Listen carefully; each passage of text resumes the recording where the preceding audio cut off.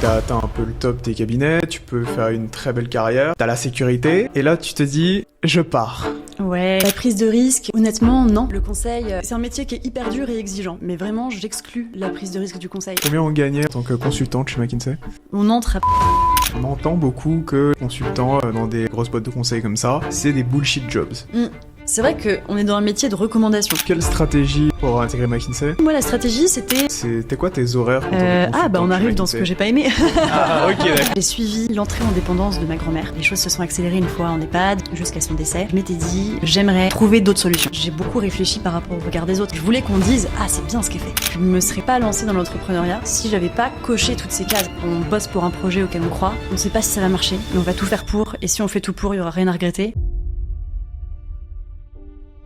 Vous l'a dit en live, votre intro. Ouais. Il va la D'accord, faire, moi tu elle est vas préenregistrée. Ah, j'ai hâte de voir ça. Bah, c'est bon, vous êtes prêts ? Décompte ? Non, pas de décompte, moi j'en veux pas de décompte, j'ai pas besoin, je pars au Ça. feeling. C'est bon. Ouais. Salut les amis, c'est Kémile, bienvenue sur nous. On va la refaire. Salut les amis, c'est Kémile, bienvenue sur ce nouvel épisode du Trade Talk. On est avec Boris évidemment et notre invité du jour, Julie Dehaye. Presque. Presque, pas loin, alors que tu me l'as dit juste avant. Pour ceux qui connaissent pas encore le format, je vais vous le présenter rapidement. Donc sur le Mediatrade, on reçoit des alumni, des jeunes alumni d'écoles de commerce pour qu'ils nous parlent de leur parcours, de leur métier. On va découvrir bientôt celui de Julie, qui est très intéressant. L'objectif pour ça, c'est de lever le voile sur l'orientation en école, vous donner des clés de compréhension du monde pro, de leur métier, de ces secteurs, et aussi les clés de réussite, décrypter comment ils ont réussi à atteindre ces métiers-là et ces entreprises prestigieuses. On voulait vous remercier avec Boris pour toute la force que vous nous donnez, les messages que vous nous envoyez, aussi pour la force que vous donnez auprès de nos invités à chaque fois. Ça compte beaucoup et ça nous aide, donc merci aussi pour eux. N'hésitez pas à associer Julie en commentaire. Voilà. N'hésitez pas. Peut-être que vous aurez plein de questions à lui poser, on verra ça à la fin. Julie, je vais te présenter rapidement, tu me diras si jamais je me trompe, normalement j'ai bien révisé. Du coup, Julie, t'as fait l'ESCP. À l'ESCP, tu as fait différents stages en conseil, en private equity au sein aussi du ministère de l'économie, pour ensuite intégrer McKinsey, le célèbre cabinet de conseil auquel t'as travaillé au sein duquel tu as travaillé pendant 3 ans. Un petit peu, ouais, c'est ça, 2 À peu près, 2 ans et demi. Ouais, 2 ans et demi. Bonnes années et demie. Et ensuite, tu as quitté ce cabinet de conseil pour te lancer dans l'entrepreneuriat. Depuis quelques mois, tu as créé ta boîte qui s'appelle Yes Home, dans laquelle tu fais de l'accompagnement aux personnes âgées.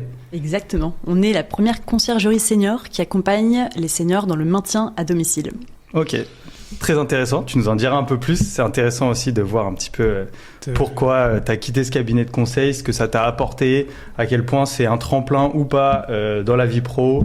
Voilà, tous ces éléments-là et de plonger un petit peu dans ce que tu fais aujourd'hui et ce que tu faisais avant aussi. Génial, ok. Ouais, moi ça m'intéresse de ouf parce que de savoir comment on passe de McKinsey, grand cabinet de conseil, à prendre soin des petits vieux. Enfin, c'est pas offensant de dire comme ça, c'est Et ça. c'est exactement ça. Ok. Donc, t'as bien cerné Ce le sera le sujet. titre de la vidéo. Ok. Donc, petit rituel, là. Petit rituel, un petit vrai ou faux. Une dizaine de questions, un peu plus cette fois. T'as le droit à un joker. Ok. Où tu peux dire joker et tu réponds pas, sinon vrai ou faux. Et de toute façon, derrière, tu auras l'occasion de développer sur n'importe quelle question si tu veux développer et expliquer ton point de vue. Allez, c'est parti. T'es prête ? Prête. En école de commerce, tu achètes ton diplôme. Oh, vrai. Impossible d'avoir une vie sociale dans le conseil. Faux. Tu l'as avec les gens du conseil. C'est très dur de rentrer chez McKinsey. Vrai. Quand t'as réussi à intégrer McKinsey, t'as fini le jeu. Faux. Quand t'as McKinsey sur ton CV, toutes les portes s'ouvrent. Vrai. Si t'es pas dans le top 3, tu oublies McKinsey. Si t'es pas dans le top 3 Des écoles. de des commerce. écoles. Vrai historiquement, de moins en moins. De moins en moins, ok. L'école de co, c'est l'endroit parfait pour trouver sa voie. Faux. Ok. Le métier de consultant n'a pas beaucoup de sens en réalité. Là, tu me mets une colle. Faux. Ok. C'est très dur d'avoir un CDI dans le conseil aujourd'hui. Je pense que c'est faux. J'ai l'impression que les cabinets de conseil fleurissent dans tous les sens avec du conseil en un tas de choses différentes. Ok, je vais reformuler. C'est très dur d'avoir un CDI aujourd'hui dans les top cabinets de conseil. Ok. Type MBB, tout ça. Vrai. Ok. Lancer sa boîte, c'est plus dur que de faire carrière dans le conseil. Waouh, j'ai déjà épuisé mon joker, non pas encore. Encore. Joker. Dans les choix d'orientation, le sens est plus important que l'argent et le prestige. Vrai. Ok. À l'ESCP... Mais c'est un discours de riche de dire vrai. Ok, d'accord. À l'ESCP, ce sont les entreprises qui viennent te chercher à la sortie. Vrai. Ok. L'école de commerce donne toutes les clés pour entreprendre. Faux. Ok. Faire McKinsey, c'est un tremplin pour l'entrepreneuriat. Vrai. Ok. Dans l'entrepreneuriat, le plus important, c'est l'idée. Faux. Ok. Complètement faux. Et pour finir, on gagne plus de 70K par an en sortie d'école chez McKinsey. Faux. Ok. Ah, On a terminé. ça aura été notre intro la plus longue de l'histoire. Ok, intéressant. Je pense qu'il y a pas mal de sujets qu'on pourra approfondir derrière. Alors, est-ce qu'il y en a un là tout de suite qui te donne envie de rebondir et d'argumenter? Plus facile de faire du conseil ou d'entreprendre. Mhm. Je pense que quelqu'un qui va être excellent dans un cabinet de conseil, qui va réussir à passer tous ses grades rapidement, qui va vraiment bien performer, n'est pas un bon entrepreneur, et inversement. Il y a des personnes qui sont géniales en entrepreneuriat, qui vont être autodidactes, quitter le lycée, monter des belles boîtes, et qui seront pas du tout faits pour le milieu du conseil. Tu dirais que c'est parce que ça demande des compétences différentes, des tempéraments différents, des personnalités différentes? Les trois. Personnalité, Ok. tempérament, compétences. Celui qui entreprend, il doit pas avoir peur de la prise de risque. Il se met dans une situation d'inconfort total et il décide de dédier tout son temps à quelque chose qui va marcher ou pas, avec plus de chances que ce soit pas. Quand on arrive en conseil, on est déjà dans un espace de sécurité. On gagne bien sa vie, on a un chemin de carrière à suivre, on va tout faire pour le suivre et on nous forme pour réussir à suivre ce chemin de carrière. Maintenant, ça demande d'avoir beaucoup de rigueur, un certain côté compliant, de saisir... Un gros côté compliant. Un côté compliant assez exacerbé, Ouais. une certaine politique aussi. C'est des choses que tout entrepreneur ne va pas forcément avoir spontanément. Je pense que c'est vraiment des profils... C'est pas le même monde, c'est pas le même univers. Pas du tout. Ok. Intéressant. Est-ce que y a de la prise de risque quand même, puisque tu es dans un univers de sécurité, mais est-ce que la prise de risque se fait plutôt en amont pour pouvoir intégrer ces grosses structures-là, ou alors c'est plus pour pouvoir s'élever, ou alors c'est juste de l'ancienneté qui compte, ou des bons contacts? De la prise de risque, honnêtement, non. J'en vois pas dans le conseil. Le conseil... C'est un métier qui est hyper dur et exigeant, mais vraiment, j'exclus la prise de risque du conseil. Se préparer à passer des entretiens, on se prépare, si ça marche, tant mieux, si ça marche pas, tant pis. On aura appris à faire des études de cas, c'est super intéressant, c'est des petits brain teasers, des case cracking qui sont ultra intéressants à faire, qui, je pense, peuvent être réutilisés ensuite.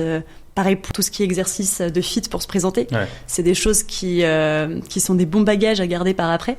Donc au pire, si on n'intègre pas un cabinet, c'est pas grave, ça va nous servir dans plein d'autres choses. Et une fois dans le cabinet, est-ce qu'il y a une prise de risque? Pas à mon sens. On a forcément une expérience intéressante qui a un beau tampon sur un CV derrière. Que ça se passe bien ou mal, on sait que ça va nous valoriser dans notre parcours et que notre profil sera plus attractif. Donc pas de prise de risque pour moi dans le conseil. Ok. Ouais. On n'attend pas de toi que t'en prennes en vrai. De toute façon, même si t'en prends, t'as toujours le filet de sécurité du cabinet qui te protège en quelque sorte. Enfin, qui te protège. C'est-à-dire que la prise de risque qu'on va te demander, c'est à la limite d'aller chercher un client. Si tu rates, Ouais. ton salaire reste le même. En quelque sorte, tu vois, t'as des bonus, etc., t'as des variables, mais ton salaire reste plus ou moins le même. T'as raison, et puis Donc, cette prise de risque-là, en tant que consultant junior, on ne la prend même pas, puisque le commercial est géré par les partenaires, qui eux ont ce rôle d'aller chercher des clients. Donc je pense que le conseil, c'est challengeant pour un tas de raisons, mais qu'on peut exclure la prise de risque de ces challenges. Mais il y a quand même des dimensions challengeantes dans le conseil quand même. Ah, mais évidemment. Ok. Bon, on va voir ça. On va faire une petite rétrospective chronologique sur ton parcours. Donc, déjà, très rapidement, tu viens d'où et c'est quoi un peu ton parcours? T'es comment au lycée, très rapidement? Alors, moi, j'ai grandi en Normandie, en région de Rouen. Je D'accord. sais pas si vous connaissez Ouais, un Rouen, petit peu. la ville de Jeanne d'Arc, des impressionnistes. Voilà, petite Ok. minute pub sur Rouen. J'étais dans le lycée privé catho, le bon lycée de Rouen, on va dire, Ok. où j'avais un profil très bon élève. D'accord. J'étais en ES, donc bon élève, mais dans la limite de mes capacités scientifiques, c'est-à-dire que j'ai été en ES. Ok. Bon élève, j'avais des bonnes notes. J'ai grandi entre deux frères et j'ai pas mal essayé de me démarquer en étant petite fille parfaite tout le Ok. temps. D'accord. Et ok. donc je pense que voilà, derrière, ça a eu des conséquences sur mes choix d'études et de carrière. Ok. Parce que au lycée, à quel moment tu fais le choix de faire école de commerce? Alors, en réalité, j'ai jamais vraiment fait le choix de faire une école de commerce. J'avais des bonnes notes. Ok. Je voulais faire quelque chose de bien perçu, suivre une voie, on va dire, un peu royale. Et pour ça, j'ai voulu passer les concours de Sciences Po, de base. Mhm. Ok. Sauf que j'ai raté les oraux, qui avaient été très durs. Et je pense que c'était mon premier gros échec en termes de formation. Tu te souviens du sujet? Ouais, franchement, je peux encore en Il te rêver. Hein, hante. ce sujet me hante. C'était quoi? J'avais osé écrire dans ma lettre de motivation que j'adorais l'histoire. Ouais. Et ils m'ont tunnelisé sur les croisades au Moyen-Âge. Oh. Je connaissais absolument pas bien le sujet. Ok. Et voilà. Et ça a été un grand moment de solitude. Ah ouais, j'imagine. Mais bon, je pense que ça m'a fait du bien. C'est important quand on a un profil bon élève dans les premières de classe et tout, parfois de se prendre des petites claques pour se rappeler que non, tout n'est pas acquis et que c'est que le début dans la vie. Et donc, je voulais faire Sciences Po. N'ayant pas eu les oraux, j'ai été en prépa. L'autre chemin de la voie royale. Classique. Et là, cette fois-ci, j'ai réussi à intégrer une prépa. J'ai été à Franklin. Ok. Dans le 16e arrondissement à Paris. Mhm. Et donc, c'est là où j'ai quitté Rouen à mes 17 ans pour m'engager sur la voie de la prépa ES. Et honnêtement, quand j'ai décidé de faire une prépa, je ne me posais même pas la question de qu'est-ce que c'est une école de commerce. C'était, on suit la voie des bons élèves royale et on verra ce qui en découle. Mais ça, c'était dicté par qui? C'était toi, de ce que tu entendais sur tes potes ou sur de tes parents? Ça venait L'école, enfin le lycée. Je pense qu'il y a eu un peu de parents, un peu de lycée. C'était un tout. C'était, t'es un bon élève, tu es ambitieux, t'as envie d'avoir plus tard un poste à responsabilité. de... Ouais, Alors, ce qu'il faut faire après avoir fait ES, c'est une prépa en fait. d'accord. Et alors, Mon verdict, raison- c'est vrai ou c'est faux? Alors, verdict, oh là là, aujourd'hui, il y a eu tellement de chemins parcourus, je vois tellement de personnes avec des parcours dingues qui ont à peine fait des études ou qui ont réussi à passer par 1000 autres chemins. Donc, non, il n'y a pas que la prépa, ça c'est certain. Après, ce qui est sûr, c'est que la prépa aide, parce qu'elle permet de structurer énormément l'esprit, d'apprendre beaucoup sur soi, d'apprendre à être efficace, à travailler. Ça transmet aussi beaucoup d'ambition. Derrière, si tout se passe bien, on fait une belle école qui nous offre des belles portes. Donc, en faisant une prépa, on s'assure quand même un bon filet de sécurité pour faire des belles choses derrière. Quand tu Ouais. l'as réussi. C'est vrai, quand tu l'as réussi. Ouais. Et donc ta prépa, elle se passe bien? Tu l'as fait en 2 ans? Je l'ai faite en 2 ans. Ouais. À quel moment tu te poses d'ailleurs la question de l'après? C'est vraiment après les concours ou un petit peu avant, tu te dis ok, j'ai envie d'atteindre cette école, c'était HEC et tout, enfin ou rien, c'était quoi? On va pas se mentir, vous avez aussi fait des écoles de commerce. Ah, mais peut-être pas de prépa. Prépa, ouais. Prépa Si, aussi, si. prépa Ouais. aussi. Tu vas avec, c'est Camille. Ah bon? On a beaucoup de respect pour ceux qui n'ont pas fait de prépa Ouais. aussi. Pas Camille. Si, si. Ah, mais là, on me colle une étiquette qui est totalement fausse. Non, mais clairement, quand on est en prépa, on travaille pour un concours. On part du principe qu'on prendra la meilleure école qu'on a à la sortie suite à notre concours. Mais est-ce qu'on sait réellement ce qui se passe dans l'école? Pas du tout. On a certes des intervenants qui viennent, qui nous présentent un petit peu le programme, les échanges, les associations, etc. Mais c'est tellement abstrait. Ouais. Ouais. Oui. Moi, j'ai vraiment, je ne savais pas à quoi m'attendre en arrivant en école de commerce. Ouais. C'est pour ça que je distingue l'étape prépa de l'étape école. Mais donc oui, la prépa s'est bien passée. Bon résultat à la fin, 2 années ultra difficiles. Ouais. Moi, c'est 2 années sur lesquelles j'ai beaucoup appris sur moi parce que déjà, je quittais ma ville natale Oui, pour c'est arriver vrai. à Paris. Donc voilà, c'était ça pour le coup, c'était l'éclate d'avoir la première chambre de bonne de 14 mètres carrés J'ai vu sur aussi. un beau palier. J'ai vu aussi.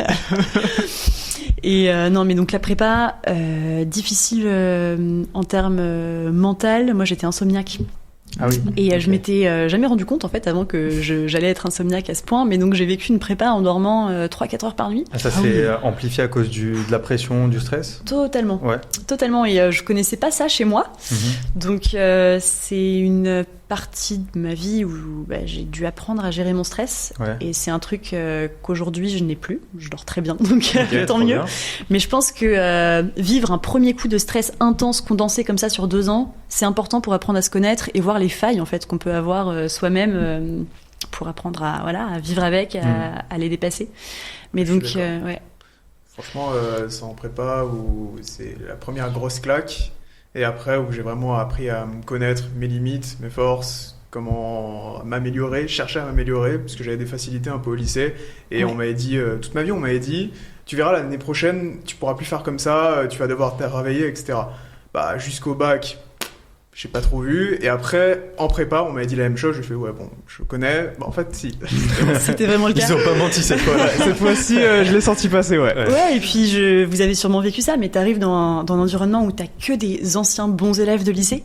Et donc, toi, t'es absolument plus le meilleur. Moi, je me souviens de mes premières copies de maths, de philo, où je me prends des 4, des 5, et je me dis, mais qu'est-ce qui se passe? Qu'est-ce qui se passe, en fait? Et t'es à côté de gens qui viennent de Stan, de Franklin, ils ont déjà 3 mois d'avance sur le programme de maths par rapport à toi. Tu te dis que tu vas jamais réussir à être au niveau, et en fait, tout ça s'homogénise un peu au fur et à mesure du mois. Tu te rends compte que tu les rattrapes petit à petit, mais le chemin est long. Le chemin est long, et il faut être sacrément humble quand même pour y arriver. C'est vrai que l'ego, il prend un coup quand t'arrives en prépa, c'est assez violent. Ouais. Et du coup, rétrospectivement, si tu devais mettre une note de 0 à 10 sur ton expérience de la prépa, et t'as pas le droit de dire le chiffre 7. Oh, comment t'as deviné que j'allais dire 7? Je vais dire 8. Je vais dire 8. Tu m'aurais posé la question pendant la prépa. Il y a des moments où j'aurais été à 2. T'as déjà été à 10 pendant la prépa? Ouais. Une copie avec une bonne note? Ah ouais, un jour en philo, ma copie a été photocopiée en exemple. Ok. Là, je pense que c'est le summum de la fierté que tu peux atteindre. C'est ce qui a fait passer à 8 rétrospectivement. Non, mais ce qui fait que l'expérience est belle, c'est déjà de réussir à avoir un bon résultat à la fin, et puis c'est les amitiés que tu crées en fait. Nous, on était un groupe de 4 amis ultra forts, compagnons de galère avec qui tu vis des trucs très intenses, que des personnes qui venaient de région d'ailleurs. Je pense que le fait qu'on soit tous un peu déracinés de chez nous, ça crée aussi une cohésion, un truc assez fort. Donc pour ce que j'ai appris sur moi, pour l'école de commerce derrière et pour ces amitiés, un beau 8, ouais. Ok. T'as dit que tu t'attendais pas trop à ce qui allait se passer en école de commerce, t'avais pas trop d'idées de comment ça allait se passer, mais t'avais quand même des... Comment dire ça? Des a priori, des attentes. Ouais, des a priori, des attentes sur l'école de commerce. Dans ma tête, l'école de commerce, ça allait être le tremplin qui permettait d'avoir des postes à responsabilité dans des grosses boîtes. Et moi, j'en étais là. Hein. Dans mon raisonnement, je voulais cocher les cases, faire encore une fois la voie de la bonne élève. Donc, si je pouvais trouver la voie qui me permettait d'avoir un poste à responsabilité dans des belles boîtes, j'étais contente. Peu importe le secteur, t'avais pas d'idée en tête particulière, d'un métier J'avais une envie d'un certain sens d'engagement, je pense. D'où l'attirance pour Sciences Po au départ, et d'où mon attirance après pour pas mal de sujets un petit peu engagés, que ce soit écologie ou social, etc. Mais non, j'étais incapable de te dire demain je veux être dans les télécoms. Ouais, c'est pareil. Et au niveau de l'expérience école de commerce, parce que souvent quand on est en prépa, justement, on a beaucoup travaillé, des fois après tu te dis que quand tu arrives en école, c'est le moment où tu vas pouvoir souffler ou peut-être trouver des passions, les assos, etc. Est-ce que tu avais des a priori par rapport à ça et quels étaient les résultats versus les attentes que tu avais? Alors, les attentes, pour moi, les attentes, elles étaient beaucoup marquées sur les assos, en effet, parce que, on était quand même en contact avec pas mal de gens qui étaient en école, et leur vie, c'était leur asso. Ouais, quand on est en prépa, on voit les quelques personnes qui sont sorties de la prépa, qui changent de photo de profil toutes les 3 semaines pour leur liste BDE, avec des trucs hyper bizarres, tu comprends pas leur délire. Ouais, mais en tout cas, on comprend que les... Toujours pas compris. En tout cas, on comprend que les assos sont là. Donc, j'avais des attentes là-dessus. Sur les cours... Je me suis dit que globalement, ça allait être des cours un peu généraux qui allaient me permettre de comprendre la gestion en entreprise, ce qui a été le cas. Mais donc, une fois entrée dans l'école, Je pense que j'étais plutôt en phase, mais j'ai eu ce sentiment que vous avez sûrement eu de grosse frustration. Ouais. Parce qu'il y a eu un drop dans la stimulation intellectuelle par rapport à la prépa. Oui. On passe de journées où on travaille de 8h à 22h, où notre vie est drivée par un objectif qui est de passer un concours, à une vie où on se lève et on boit une bière et on va se coucher. Voilà. Beau résumé. On sait pas trop pourquoi. Ouais. Donc, frustration au départ que j'ai essayé de compenser en m'inscrivant dans plein de trucs. Donc, moi, j'ai voulu faire 3 assos, plus un sport. J'ai même essayé de m'inscrire dans une double licence d'histoire de l'art à un moment. Que finalement j'ai un petit peu je me suis calmée, j'allais à 2 cours qui m'intéressaient mais du coup pas tous, mais donc j'ai essayé de surcompenser, ce qui je pense a été une erreur parce que du coup j'arrivais pas à être à fond dans tout. Ouais, t'enterres un peu le truc au final. Mais complètement. Et donc là j'ai appris qu'une journée ne durait que 24 heures et qu'il allait falloir faire des choix pour bien faire chaque chose, mais donc je me suis impliquée à fond sur les assos et je pense que c'est ce qui a fait mon école de commerce. Ok. Quel type d'assaut? T'intéressais à l'assaut de vin peut-être? Alors Au non, hasard, parce non que j'ai découvert le vin pendant que j'étais à l'ESCP. Mais quand je suis arrivée en première année, c'était pas encore une grosse passion. Et dis pas ça parce que Julie est alcoolique. Hein. Attention, il y a un background. Elle a un podcast lié au vin. Donc il y a quand même un contexte, hein, ça sort pas de nulle part. Voilà, Oui, c'est c'est ça. vrai. On parlait de podcast parce que oui, du coup, j'ai un podcast sur le vin qui s'appelle Du vin, etc. Mais donc, tout ça vient après, la passion pour le vin. Là, c'était 3 assos. Une dont j'étais présidente qui s'appelait Streams, qui était le média de l'ESCP. C'était un média de quoi? C'était un média dans lequel on écrivait des articles sur absolument tout et n'importe quoi. Ça pouvait être des sujets philosophiques, d'actualité, ça pouvait être des infographies humoristiques sur des événements étudiants. Distribué en interne uniquement ou visible partout? C'était un site internet, donc visible partout.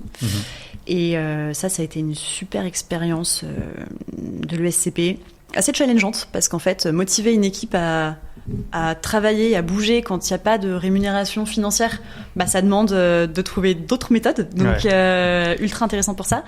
J'étais dans une asso qui s'appelle Tribune, qui organisait des conférences, donc en invitant des personnes du monde de l'entreprise, de la politique.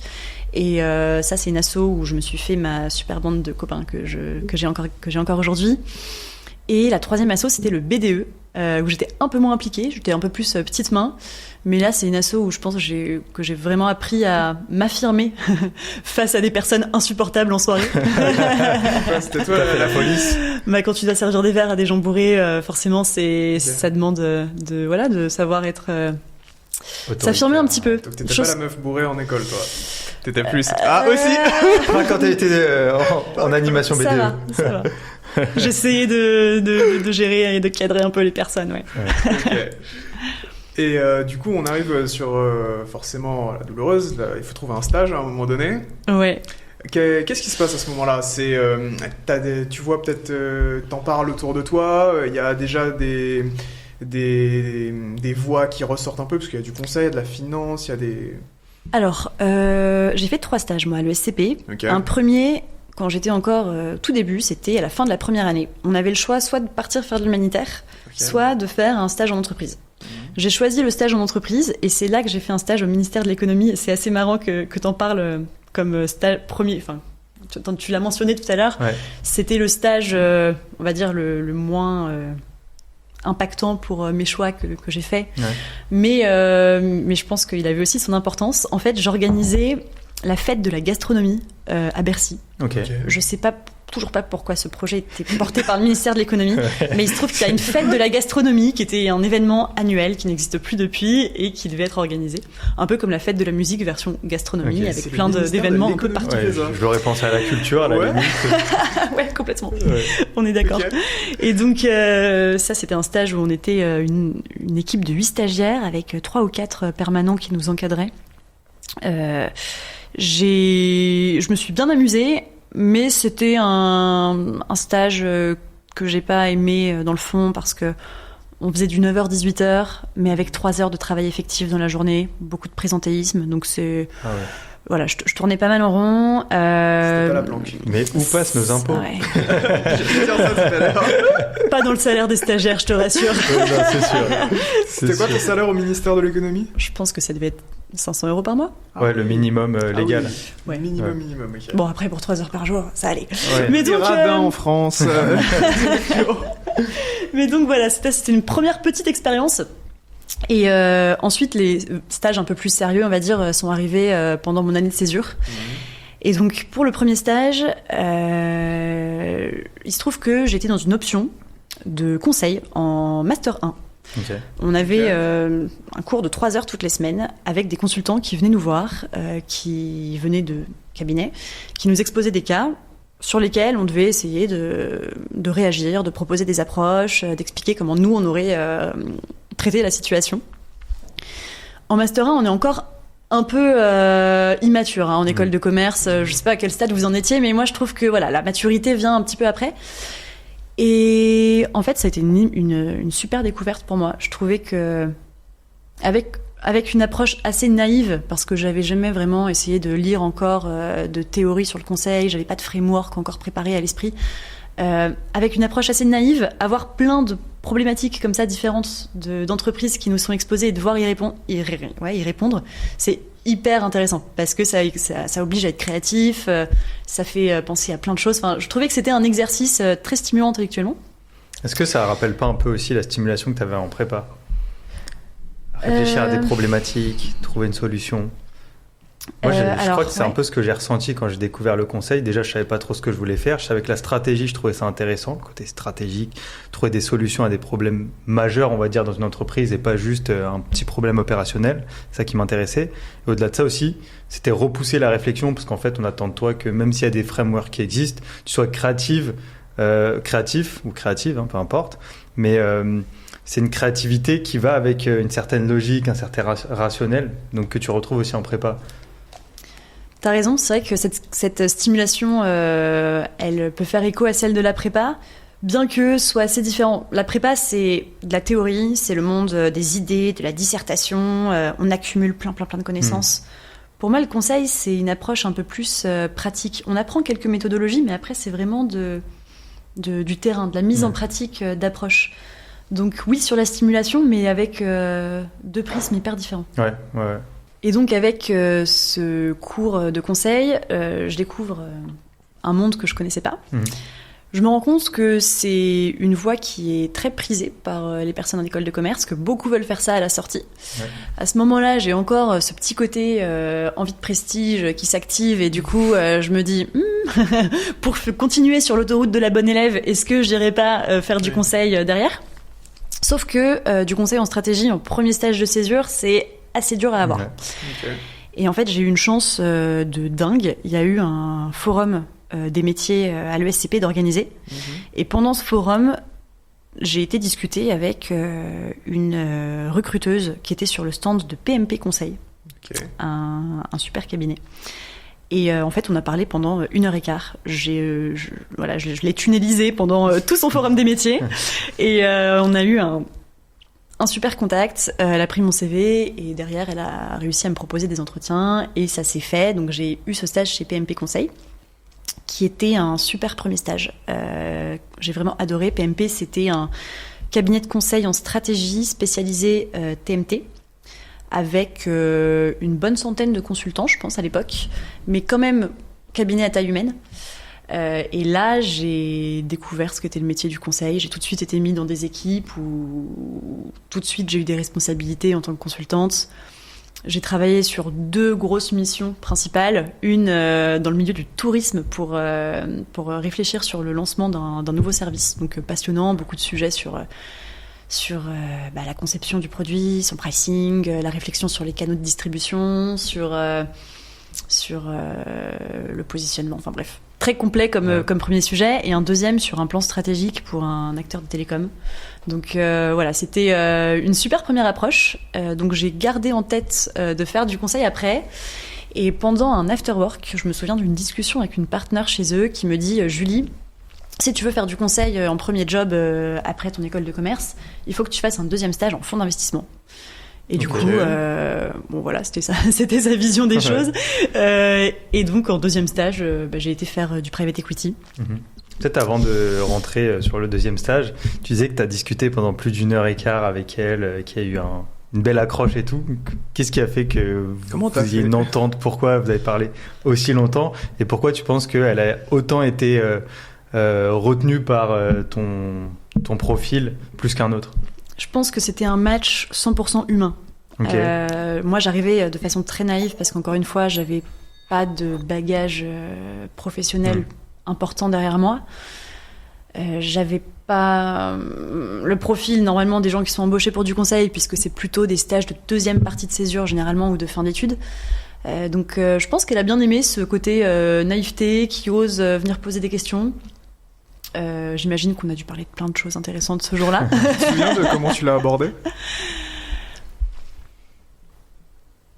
Je pense que j'ai dû l'aborder très simplement, Ok. en arrivant avec mon petit CV, en Naturel. disant bonjour, j'aimerais bien vous poser des questions sur votre cabinet, je m'intéresse au Ça conseil. marche comme quoi. Ouais, mais ce qui a fait peut-être la différence, c'est peut-être ta curiosité derrière, parce que tout le monde arrive C'est vrai. plus ou moins avec cette approche, avec son CV. Je le donne, on discute un tout petit peu. Je fais parfois même peut-être semblant de m'intéresser à ce que fait l'entreprise pour peut-être espérer que la personne se souvienne de moi. Mais je pense qu'il y a peu de personnes qui restent plus de 10, allez, même 15 minutes grand max à discuter avec la personne à un stand, pendant un forum carrière, parce qu'ils vont se dire faut que j'en fasse plein. C'est vrai. Je pense que dans l'approche, il y avait un côté discussion gratuite et réellement intéressée. Ouais. J'étais pas dans l'accumulation de dépôts de CV comme on peut souvent l'être sur des forums et comme les recruteurs le sont aussi après tout. Donc Ouais. j'ai aussi eu la chance d'avoir une interlocutrice qui était prête à me donner ce temps-là et qui ouvrait la porte à un vrai échange profond. Ok. Ok. Et donc, du coup, derrière le conseil, la recommandation de la partenaire de PMP, tu as décidé, toi, de suivre sa reco et de partir en fonds de private equity? Voilà, alors bien sûr, j'ai quand même essayé d'avoir quelques autres feedbacks. Ouais. J'ai pas uniquement écouté cette personne-là. Bien sûr. Mais oui, c'est ce que j'ai fait. Il y a quelque chose qui m'attirait aussi dans le private equity. J'avais quelques potes qui avaient fait des premiers stages plutôt finance, M&A, et qui en parlaient en soirée entre eux beaucoup. C'était beaucoup des mecs. Et ils parlaient chinois. Moi, je comprenais pas ce qu'ils disaient. Et ça m'agaçait. Ça m'agaçait de me dire, mes amis avec qui je passe mon temps, pas sont plus intelligents que moi, mais parlent un langage que je ne comprends pas. Sans t'exclure un peu du. Ouais. Et je pense que je me suis dit, fais un stage là-dedans pour comprendre les codes, comprendre le langage, savoir ce qui s'y passe. Ça t'engage à rien. Mais voilà, c'était important pour moi de craquer aussi ce qu'était le monde de la finance. Donc, je me suis mis à réviser à fond pour tout ce qui était corporate finance pour ce stage en private equity. Et j'ai dû postuler dans une petite dizaine de fonds d'invest. Ok. Et c'est chez Astorg que ça a fonctionné. Et donc Astorg, c'est un fonds d'investissement qui investit en B2B.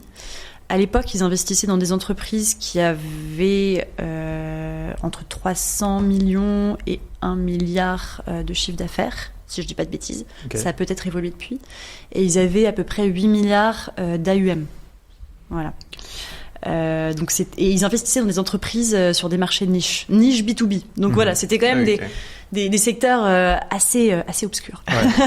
Ok. C'est facile de trouver un stage en private equity?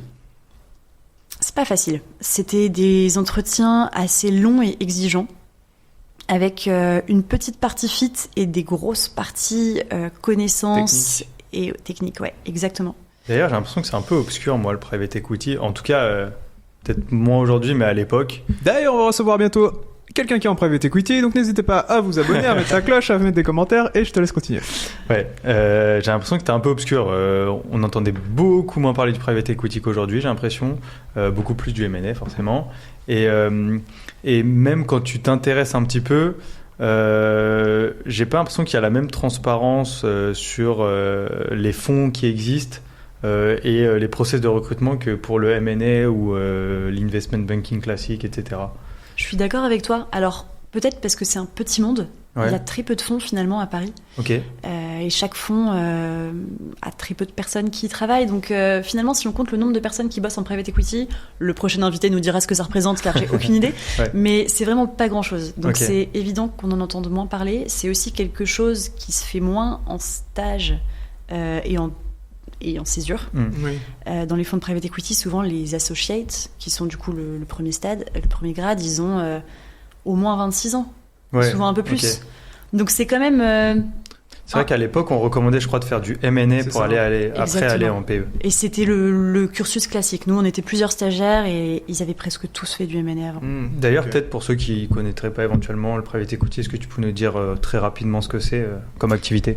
Ouais, bien sûr. Donc, private equity, c'est un fonds d'investissement. En fait, c'est des entreprises qui investissent dans d'autres entreprises pour générer un retour sur investissement avec une partie d'equity et une partie de dette. Et donc, dans les fonds d'investissement, en private equity, il y a une partie qui sont ce qu'on appelle les LPs, qui sont tous les investisseurs qui investissent de l'argent, et les GPs qui vont le gérer. Ok. Donc nous, en tant que stagiaires, on n'était pas en relation avec ces investisseurs. Ce qu'on faisait principalement, c'était d'étudier des opportunités d'investissement. Ok. Donc on avait des screenings d'entreprises, et ce qu'on faisait, c'est qu'on faisait des petites études de marché, avec beaucoup de calls experts notamment.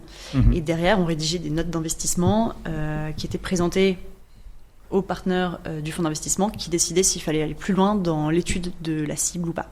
Les call experts, c'est des gens qui connaissent très bien, par exemple, je sais pas, l'entreprise dans l'industrie du sport. C'est des gens qui connaissent très bien cette industrie, donc qui peuvent t'aider et t'aiguiller sur l'étude de marché, c'est ça?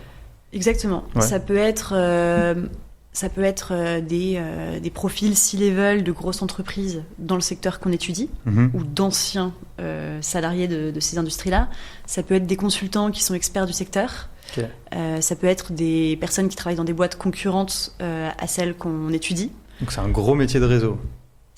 Alors, non. Non, Enfin, ouais, oui, c'est un métier de réseau. mais pas le Mais tien. pour les call experts, en réalité, on ne contacte pas directement ces personnes-là. Ok. On passe par des entreprises spécialisées qui sont des plateformes de call experts, Ok. à qui on va faire un cahier des charges des personnes qu'on a besoin d'interviewer. Donc, je travaille sur le marché du véhicule électrique. J'ai besoin de trouver 20 call experts avec des personnes qui ont travaillé dans telle entreprise, qui connaissent tel sujet. Et ces plateformes de call experts vont s'occuper de faire un sourcing pour nous. Je connaissais pas du tout ce fonctionnement. Ok, Les cabinets de conseil et les fonds d'investissement travaillent beaucoup avec ça, ouais. ok. Et du coup, c'est assez dingue parce qu'on reçoit plein de propositions de personnes à interviewer. Ouais. Et derrière, il faut dire oui, ce profil m'intéresse, non, ce profil m'intéresse pas. Et les gens sont rémunérés pour faire ces call experts. Ok, par le cabinet directement et vous payez le cabinet pour avoir accès aux Exactement, experts. Ok. Exactement. Et t'as aimé cette expérience en private equity? Ultra formateur parce que quand on doit présenter un projet à un comité d'investissement, il y a toujours une petite méthodologie d'analyse de l'entreprise à suivre, en regardant son marché, les concurrents, le positionnement de l'entreprise, les barrières à l'entrée. Et donc, c'est toute une méthodologie qu'on intègre et qui nous permet de se faire une idée, un bon business sense sur si une entreprise est prometteuse ou pas. Mhm. Donc ça m'a énormément appris. Ça m'a aussi appris à gérer des calls experts de façon efficace, en essayant d'aller droit au but, en obtenant les bonnes informations, etc. D'ailleurs, à ce moment-là, ça veut dire que t'es stagiaire, donc t'as 24, 25 ans, Exactement. même, ouais, 24 ans, et tu dois faire des calls avec des personnes qui sont C-level, qui ont des hauts postes dans des grosses boîtes. Complètement. C'est pas compliqué au début de gérer ça. C'est super compliqué. Ouais. C'est super compliqué. Et parfois, on a un call expert prévu l'après-midi, on regarde le post de la personne, on regarde son LinkedIn, on se dit mais c'est pas possible, je vais pas parler à cette personne-là quand même. Ouais. Et en fait, ça apprend à tenir face, à avoir la bonne posture. Et bien sûr, on précise pas qu'on est stagiaire. On y va, on essaie d'être percutant, d'avoir de l'assurance, et en général, ça se passe bien. C'est vrai que T'as eu des flops? J'ai pas eu de gros flops mémorables, notamment du fait que les gens sont payés pour répondre aux call experts. Mmh. Donc, et à malgré partir ça, de là, ils peuvent pas t'envoyer bouler. il y en a jamais qui t'ont pris de haut malgré ça. Je l'ai jamais ressenti. Ok. Cool. Non, et j'allais rebondir sur le fait que tu disais qu'on dit pas qu'on est stagiaire, et ça c'est quelque chose qui est très vrai dans le conseil aussi. C'est vrai. Quand tu es dans le conseil en mission, alors parfois tu peux être facturé comme un junior alors que tu es stagiaire déjà. Ok. Et quand c'est le cas, du coup, tu ne dis pas que tu es stagiaire. Tu fais comme si tu étais junior. C'est vrai. Et d'ailleurs, les cabinets de conseil, en général, qui embauchent des stagiaires, donnent les mêmes responsabilités à un stagiaire qu'à un consultant junior. Donc, l'idée, c'est, en effet, souvent que tu sois facturé pareil, mais on attend de toi, honnêtement, la même chose. Hein. Alors, à la fois, c'est très bien, parce que du coup, c'est très formateur. Tu es considéré comme un junior, on te donne le niveau de responsabilité d'un junior, alors que tu es stagiaire. D'un autre côté, tu es rémunéré comme un stagiaire, alors que tu es facturé comme un junior, donc toi, tu gagnes moins d'un point de vue salaire. Mais c'est un bon plan pour les Est-ce câbles. qu'il n'y a pas des dérives où les boîtes, du coup, peut-être des fois reposent sur les stagiaires, sur le... Non, je pense pas, parce qu'en soi, ils ont quand même un enjeu à avoir des consultants seniors, des consultants expérimentés, etc. Et donc forcément, leur objectif, c'est qu'il y ait des gens qui restent dans la boîte pour eux les former. Et surtout, rester dans un cabinet, ça veut dire être formé aux pratiques du cabinet, aux frameworks, surtout dans les top cabinets, je pense encore plus, comme BCG, McKinsey, Bain, qui ont vraiment des frameworks qu'ils ont créés eux-mêmes, etc. Peut-être un peu moins vrai dans les plus petits cabinets, mais quoi qu'il arrive, quand tu vas dans un cabinet de conseil, le temps que tu passes là-bas, c'est un investissement pour eux sur ta formation. D'accord. Donc ils ont tout intérêt à ce que tu restes. Ouais, je suis d'accord avec toi. Et c'est des métiers dans lesquels il y a beaucoup de turnover. Les gens, ils restent en moyenne 2-3 ans, ce qui fait qu'ils ont tout le temps besoin d'un vivier de nouvelles recrues. Et donc, en ayant en permanence des stagiaires, ça permet aussi d'avoir des personnes qui derrière convertissent en CDI et qui assurent ce vivier. Mais j'ai jamais eu la sensation qu'il y avait un nombre complètement délirant de stagiaires, ni chez PMP, ni chez McKinsey. Ok. Non plus. Et du coup, est-ce qu'il y a des éléments que tu n'as pas aimé aussi? Parce que j'ai l'impression que tu n'as pas réitéré l'expérience en private equity derrière. Ouais, pourquoi t'as pas continué? Alors, pourquoi j'ai pas continué? Alors déjà, comme on disait, en private equity, les personnes, généralement, elles ont un peu de bagage. Elles ont au moins 26 ans, c'est plutôt des trentenaires minimum. C'est des personnes qui ont déjà eu un premier job avant. Donc, être recruté, c'est très très dur. Ouais. J'ai pas essayé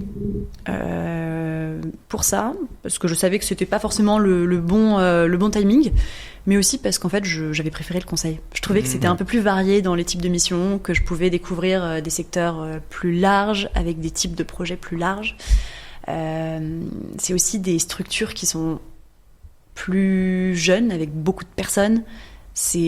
En vrai, c'est un peu la continuité de l'école de commerce par certains aspects. Et ça me disait bien d'être dans une boîte avec beaucoup de gens, avec beaucoup de liens sociaux et avec cette diversité de sujets-là.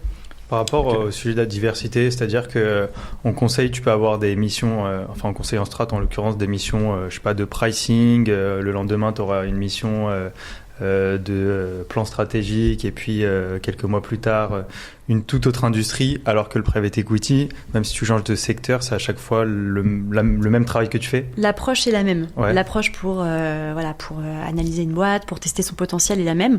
Après, ça peut être des boîtes très différentes. Ouais. Et du coup, tu fais à peu près le même travail sur des sujets un peu différents, mais alors que le conseil, c'est plus varié, parce que ton travail change en fonction du sujet et de la typologie de mission. Exactement. Ouais, c'est ça qui est... Ok. Et donc, derrière, comment tu as fait pour intégrer McKinsey? Est-ce que tu as eu un autre stage de fin d'études entre deux? Alors, après mon année de césure, j'ai pris... j'ai fait 6 mois à l'ESCP. Et j'ai pris une césure pour projet personnel. Ok. Donc j'ai un peu fait durer le plaisir de l'école de commerce. On est dans le thème pour les auditeurs qui viennent d'école. J'ai pris une césure de 6 mois pour un projet avec 2 amis.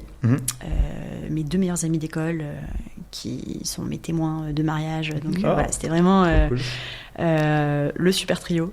Et on avait toutes les 3 envie de faire quelque chose qui fasse sens à nos yeux et qui nous permette de nous poser un petit peu avant d'arriver sur le marché du travail. Okay. Donc on avait aussi la chance de pouvoir se permettre ça parce qu'on n'avait pas besoin de gagner de l'argent dans l'immédiat. Et pourquoi cette envie de ne pas aller directement dans le monde du travail? Il y avait des choses qui te faisaient peur ou... Est-ce que tu as l'impression On sortait du Covid. Ouais. C'était un peu le bazar dans nos têtes, quoi. On sortait du Covid. Nos 2e stages, on les avait toutes fait un petit peu à distance. On avait dû renoncer à nos échanges à l'étranger à cause du Covid. Ouais. Ce qui fait qu'on avait aussi une envie de voyage, une envie de culture d'ailleurs, qui est une des grandes promesses de l'école de commerce et qu'on n'avait pas eu. Et donc, c'est pour ça qu'on s'est dit, retardons un peu l'entrée sur le marché du travail, faisons un projet qui va nous nourrir personnellement avant d'y aller. Okay. Et donc là, on a créé une association qui s'appelle 10 milliards à table. Ok. Ça fait beaucoup. Parce que en 2050, les projections disaient qu'on allait être 10 milliards. Et je crois que c'est encore à peu près ça. Ok. L'objectif étant de comprendre comment nourrir 10 milliards de personnes en 2050 de façon écologique, saine et juste socialement. Ok. Gros sujet. Et donc pour ça, on est parti voyager pendant ces 6 mois, même un peu plus, pendant 7 mois, en Europe, pour faire 4 projets de business development avec des acteurs de l'agroalimentaire. Ok. Dans 4 pays différents et sur chacune des étapes de la chaîne de valeur de l'alimentation. Donc on aimait bien dire de la fourche à la fourchette. Il y avait un projet sur la production, un sur la transformation, un sur la distribution et un sur le recyclage. Attends, mais je suis quasi sûr que j'ai vu un article sur ça pendant que j'étais en école sur LinkedIn. C'est vrai ? Ah bah, Il y a pas eu, vous n'avez pas fait une interview, ouais, vous avez pas fait une interview ou un truc comme ça ? On a fait quelques petites interviews, il y a eu quelques articles, on a fait surtout des projections à la fin du voyage parce qu'on a fait un documentaire pendant ce voyage en interviewant plein d'acteurs. Je suis sûr que j'ai déjà vu ça, ça me dit totalement quelque chose. Ah bah ça me fait plaisir de voir que le projet a eu un peu d'écho. Mais donc ça c'était un projet ultra passionnant qui nous a mis dans un mood très entrepreneurial, qui a nourri cette quête de sens qu'on avait. Et qui, je pense, nous a apporté beaucoup pour la suite. Ouais. Ok. Et donc, ça a duré 6 mois ? Ça a duré 7 mois en tout. 7 mois ? De voyage. Après, il y a eu bien sûr de l'avant, de l'après. Et à la fin de tout ça, déjà, j'imagine que tu en ressors un peu enrichi, que ça soit culturellement ou même en termes de compétences, parce que du coup, vous avez mené par vous-même un projet qui en soit un peu entrepreneurial. C'est facile de retourner après à la vie active, la vie active. Ouais, c'est pas facile. Moi, je crois que j'étais un peu paumée après ça. J'avais besoin de me poser, de faire du tri dans ma tête. Et donc, heureusement, il me restait 6 mois à valider à l'ESCP. Donc, ça m'a permis aussi de me remettre un petit peu dans une ambiance préparation de mes candidatures pour rejoindre un boulot, etc. Ça a exacerbé mon envie d'entreprendre parce qu'on était dans une démarche entrepreneuriale et au fond de moi j'avais toujours eu une petite envie d'entreprendre qui là s'était un petit peu éveillée, mais j'ai eu trop peur de regretter à ce moment-là. Je me suis dit Julie, t'avais le conseil qui t'attirait depuis un moment, vas-y, reste sur les envies que t'avais avant 10 milliards à table. Sinon, tu regretteras. L'entrepreneuriat, tu pourras le faire après. Mais donc, va cocher cette case que tu t'es mis en ambition. Mais justement, 10 milliards à table, c'est bien ça le nom ? Ouais. Ça a donné quoi à la fin ? Pourquoi vous n'avez pas continué ou Il n'y avait pas de modèle économique derrière. D'accord, ok. C'était vraiment un projet associatif. Donc, je comprends. on a été bénévolement bosser dans des boîtes. On a fait un film avec des subventions qu'on avait eues auprès de quelques concours de projets. Ok, je comprends. Mais c'est tout. Il y avait pas de rentrée d'argent. Il n'y avait pas de quoi en faire un métier. Et pas de volonté particulière On a hésité. Même. Parce que après avoir autant bossé, on se dit mais on va quand même pas arrêter tout ça. C'est dur de mettre une fin. Bah oui. Donc en fait le projet on l'a gardé ouvert. Je pense que l'association d'ailleurs existe encore. On a fait des projections de notre film au maximum. On a un petit peu parlé dans la presse comme on pouvait. Mais derrière on a fait chacune notre petit chemin pour rejoindre des carrières dans d'autres choses. Ok. Tiens, elles ont fait quoi comme carrière, du coup, les deux personnes qui étaient avec toi ? Juliette, elle a rejoint la BPI en investissement, en industrie culturelle et créative. Ok. Voilà, donc plutôt côté investissement. Et Lucie... Ça s'appelle pas Juliette AST par hasard ? Non, Juliette Fournier-Lorette. Et Lucie, elle a d'abord fait de la chasse de tête pendant un peu plus de 2 ans. Okay. Et là, maintenant, elle fait du conseil en sustainability. D'accord, Voilà. ok. Ah oui, pas trop de rapport entre les deux. Non. Sustainability un peu. Non, avec la chasse de tête. Okay, avec la chasse de tête. Non, c'est vrai, je pense que la chasse de tête, elle l'a tirée depuis longtemps. Elle avait fait un stage là-dedans qui lui avait plu. Et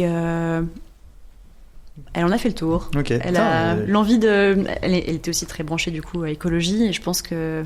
J'ai encore jamais rencontré quelqu'un qui fait de la chasse de tête, je crois. Enfin, ou qui est côté RH. De toutes les personnes que je connais, je pense que c'est quand même une minorité.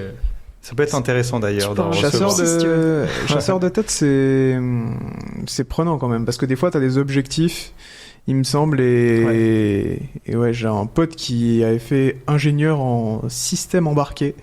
Donc c'était une spécialisation très spécifique pour le coup. Mais il n'arrivait pas à trouver de travail, de CDI directement à la sortie. Et donc du coup, on lui a proposé ce travail de chasseur de tête. Il a essayé et il faisait je crois du 70 heures par semaine. Il était il était fatigué. Hein. Ah ouais, c'est beaucoup variable, je crois, en plus, parce que t'as des objectifs, comme tu dis, fixés et tout. Ouais, t'es en call toute la journée avec des gens et tout. Ouais. Enfin bref, on va revenir à ton parcours quand même. Donc, vous fermez le projet. Toi, t'es un peu perdu parce que tu sais pas exactement ce que tu veux faire. Mais tu te dis quand même, on va cocher le conseil. Il faut y aller. Exactement. Donc là, je me mets dans un mood préparation des entretiens de conseil. Et ça, c'est un petit parcours du combattant. Je sais pas si vous avez des personnes autour de vous qui ont fait ça, mais c'est très processé, les entretiens de conseil. Globalement, tous les cabinets font à peu près la même chose, c'est-à-dire que pour les entretiens, il y a d'abord une partie fit, puis une partie étude de cas, où on nous expose un cas d'entreprise. On doit réfléchir et proposer une approche pour résoudre ce cas. Est-ce que tu retrouves un peu l'ambiance de la prépa à ce moment-là ou... Un petit peu. Ouais, un petit peu parce que drive d'un objectif comme en prépa et pendant à peu près 3 mois, moi je me suis dit que j'allais construire ma vie avec un planning très sain, très régulier pour réussir à atteindre cet objectif. Donc petite opération commando. Et est-ce qu'à ce moment-là, le McKinsey, c'est le HEC version cabinet de conseil ? Dans mon esprit, oui. Ouais. Je pense que... Dans l'esprit de beaucoup, je pense quand même. Ouais, en fait, il y a un petit gap sur les MBB. Ouais. McKinsey, BCG, Bain, globalement, voilà, il y a des paillettes autour de ces 3 cabinets-là. C'est ce qui faisait pas mal envie à l'époque. Et c'est McKinsey qui t'attirait le plus ? Et moi, déjà c'est McKinsey qui m'attirait le plus parce que il y avait un certain mystère autour de McKinsey. Les autres cabinets communiquaient beaucoup, proposaient beaucoup d'événements. Il y avait un côté, un peu Club Med parfois. McKinsey, pas du tout. Ils étaient beaucoup plus mystérieux. On savait pas trop ce qui s'y passait. Et du coup, ça m'intriguait pas mal. En plus de ça, ils ont pendant longtemps eu des écoles cibles restreintes. Je suis pas sûre que le SCP en ait vraiment fait partie. En tout cas, il y avait très peu de personnes de l'ESCP chez McKinsey. Ah ouais ? Ok. Donc, ça faisait aussi un truc attractif en plus. Challenge, vraiment challenge.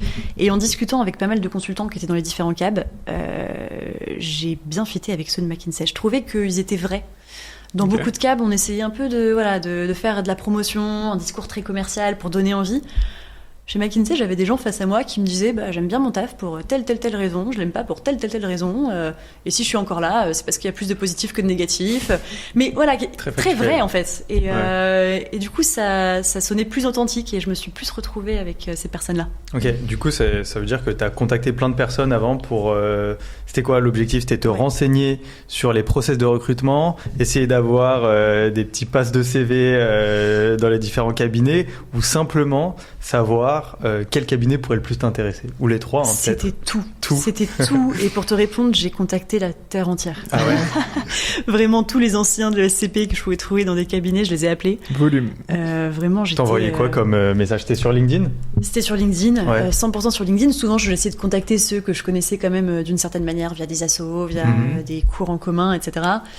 Et un message très honnête en fait, je m'intéresse au conseil, j'aimerais bien savoir comment tu t'es préparé, comment ça se passe dans ton cabinet, parce que je me prépare à mes entretiens. Et très très très souvent, je pense dans 75% des cas, les gens répondaient. Ah oui. Ah ouais. Ok. Toi, t'as un très bon taux de transformation. C'est pas le cas, on n'a pas souvent entendu ça. Ouais. Et je me suis forcée à faire la même chose derrière pour toutes les personnes qui me contactaient pour du conseil, parce que quand les gens te donnent du temps, je pense qu'il faut en redonner derrière. Alors t'engages pas trop parce qu'après ça, si tu reçois je ne fais plus de conseils, c'est plus moi qu'il faut contacter. Je vais vous dire que des conneries. Elle pourra pas passer le CV en plus, donc ça sert à rien. C'est ça. Mais donc les personnes, je les contactais pour plusieurs choses. Un, pour savoir comment elles s'étaient préparées. Parce que pour ces entretiens, il y avait plusieurs approches de préparation. Entre ceux qui se sont dit pendant 1 mois, je fais un méga sprint et je me prépare à fond, je fais que ça, je me réveille conseil, je mange conseil, je dors conseil. Ceux qui se sont dit, je vais le faire sur du plus long terme, je prends 6 mois pendant un semestre d'études et je vais faire 1 ou 2 révisions par semaine à plus petite dose. J'avais besoin de voir quel était le format qui me correspondait, voir à qui je m'identifiais, comprendre les bonnes stratégies avant de m'y mettre. Donc il y a eu ça, et après il y a eu les appels pour comprendre comment chaque cabinet se distinguait par rapport aux autres. Déjà pour moi, mais aussi pour mes lettres de motivation. Ouais. Ça passe très bien de faire un petit name dropping en disant je sais que votre cabinet est particulièrement engagé sur les sujets sustainability, comme pu m'en parler un tel avec qui j'ai discuté, nanana. Ok. Donc voilà. Petit tips. Donc, Et du coup, quelle stratégie tu as opté pour intégrer McKinsey? Et du coup, moi, la stratégie, c'était pendant mon dernier semestre à l'ESCP, j'ai bossé pendant 2 mois à fond à côté de mes cours. Je faisais à peu près 3 préparations par semaine. seul ou en groupe? Alors, justement en groupe. Ok. J'avais à peu près 5 partenaires de cas avec qui on se faisait des sessions de révision. Donc, c'était toujours la même chose. Je faisais passer un cas à la personne, elle m'en faisait passer un autre. Et à chaque fois, on se faisait un feedback pour se corriger et expliquer à l'autre comment est-ce que nous, on aurait attendu la réponse à ce cas-là. Et ce qui est hyper pratique, c'est que le cas que la personne te fait passer, après, toi, tu le refais passer à d'autres personnes et donc ça s'auto-entretient. Ok. Donc, c'était beaucoup ça, la façon de réviser pendant 2-3 mois avant mes premiers entretiens. Après, j'ai commencé mes premiers entretiens, d'abord avec des plus petits cabs avant de faire les cabs plus prestigieux, on va dire. Et pendant ces entretiens, je continuais à m'entraîner en parallèle. Donc en tout, ça a dû durer à peu près 5 mois. Ok. Et tu penses qu'il faut à peu près 5 mois justement pour se préparer ou que il n'y a vraiment ça pas de bonne dépend des réponse. gens? Okay, il n'y a vraiment pas de bonne réponse. Je pense que 5 mois, c'est la moyenne longue. Il y en a qui le font sur un peu moins. Ouais. Voilà, moi j'ai eu envie d'anticiper le truc et de le vivre assez sereinement. C'est-à-dire que je me suis pas fait de nocturne à travailler le conseil, quoi. C'était par petites touches assez régulières, de façon saine en fait. Okay. Voilà. T'as passé combien d'entretiens? Combien de cabinets différents? Ouais. 6 ou 7 je pense. Ok. 6 ou 7, ouais. En termes de... T'as passé les 3 MBB? Ouais, les 3 MBB, Oliver Wyman, Roland Berger, Advancy. Ok. Ah, et Way Parthenon aussi. Et voilà. Et au niveau des résultats? Alors, en fait, il se trouve que j'ai eu la réponse de McKinsey avant d'avoir les réponses de tous les autres. De tous les autres. Pourquoi? Parce qu'en fait, McKinsey, ils avaient une façon de faire leurs entretiens un peu particulière. Ils faisaient des batchs de recrutement tous les 3 mois, je crois. D'accord. Ce qui fait que je l'ai passé plus tôt que ce que j'aurais aimé. D'ailleurs, je stressais au premier entretien parce que j'aurais aimé l'avoir un peu plus tard dans le cursus de préparation. Et en fait, ça s'est bien passé. Et il se trouve que les RH étaient assez flexibles pour aller vite et faire les autres entretiens de façon condensée. Donc j'ai réussi à tout passer et avoir une réponse sans avoir terminé les autres cabinets. Et donc j'ai arrêté mes process dans les autres cabinets. Il y en a un qui m'avait sorti du jeu, c'était Advancy. Les autres, j'étais encore dans le game. Et voilà, alors honnêtement, je conseillerais à personne de faire ça. Je pense que c'est important d'aller jusqu'au bout pour avoir toutes les cartes sur la table et faire un choix vraiment serein, avisé. Mais comme moi, je savais que c'est là-bas que je voulais aller, je me suis dit, pourquoi se fatiguer plus longtemps? Tu bosses déjà depuis 4 ou 5 mois. Il y a un moment où tu as aussi envie de vacances. Donc, puis c'était ton objectif, tu l'as atteint. En vrai, c'est un choix qui se tient. Et est-ce que tu as des ressources que tu conseillerais à ceux qui se préparent pour les entretiens des cabinets de conseil? Carrément. Alors, pour les entretiens de cabinet conseil, du coup, là, on a parlé de tout ce qui était cas à faire avec des personnes. En parallèle des cas, c'est bien de faire un peu de méthodologie. Donc, apprendre quelques frameworks de pensée. Pas forcément pour les recalquer, enfin, pour les utiliser à la lettre près, c'est pas le but, mais plus pour s'inspirer et savoir comment répondre à certaines problématiques. Et pour ça, il y a l'ouvrage que moi j'avais utilisé qui était assez emblématique, c'était le Case in Points. Ouais. Et il y avait quelque chose qu'on appelait les frameworks HEC. C'était, je sais pas pourquoi, je sais pas d'où sortait ce truc, mais c'était très bien. Pour tout type de questions, par exemple, une entreprise qui cherche à augmenter son profit, une entreprise qui cherche à entrer sur un nouveau marché, à lancer un nouveau produit, une entreprise qui veut en racheter une autre. On avait des petits arbres de pensée qui permettaient d'aborder tous les sujets importants. Par exemple, une entreprise qui veut augmenter son profit, comment réfléchir à l'augmentation de son revenu, comment réfléchir à l'augmentation de ses coûts. Dans son revenu, il y a le volume, il y a le prix, il y a pareil pour les coûts. Et donc ces petits frameworks aident beaucoup à la réflexion pour les cas. Donc ça, c'est bien de les apprendre sans tomber dans l'écueil de les réutiliser Ouais. de façon trop stricte. Et puis, je conseillerais aussi de faire du calcul mental. Parce Ok. qu'il y a toujours pendant les cas des calculs mentaux à faire en live face à quelqu'un. Alors déjà, souvent en fin d'école, en fait, on se rend compte qu'on sait plus trop calculer. Donc c'est cool de s'y remettre. Il y a une courbe d'apprentissage qui est ultra rapide sur le calcul mental. Franchement, c'est impressionnant en un mois comme on progresse. Et puis, calculer face à quelqu'un, c'est vraiment pas la même chose que calculer tout seul. Avec la pression. Ah ça. ouais. Ah, tu l'as ressenti toi-même en entretien, ça? 100%. Quand tu essaies Ok. de poser tes calculs sur une feuille, que la personne te regarde, que tu es pris par le temps parce que tu as envie d'aller vite, tu es dans une discussion, donc tu pas non plus envie que ça vienne casser complètement ce flux de discussion, tu peux être hyper stressé. Donc Ouais. c'est important de s'être préparé. Ouais. Ok, et est-ce que tu peux nous parler des différents cas techniques qu'il peut y avoir en entretien? Je sais qu'il y a les cas studies classiques. On va te demander, par exemple, une entreprise veut augmenter ses revenus, qu'est-ce qu'elle doit faire? Qu'est-ce que vous conseillez? Il y a aussi, alors je sais plus comment ça s'appelle, mais on va te dire combien il y a de fumeurs en France. Les market sizing. Voilà, les ouais. market sizing. Ouais, différents trucs comme ça. Est-ce que tu peux nous... C'est les deux principaux types de cas, en fait, ce Ok. que tu viens d'expliquer, tu as raison. Donc il y a les market sizing, où on va te demander d'estimer la taille d'un marché. Donc ton exemple est parfait. Ouais. Combien y a-t-il de ventes de paquets de cigarettes par an en France? Et donc ça, c'est un type de cas qui va demander de d'abord trouver une méthode de calcul.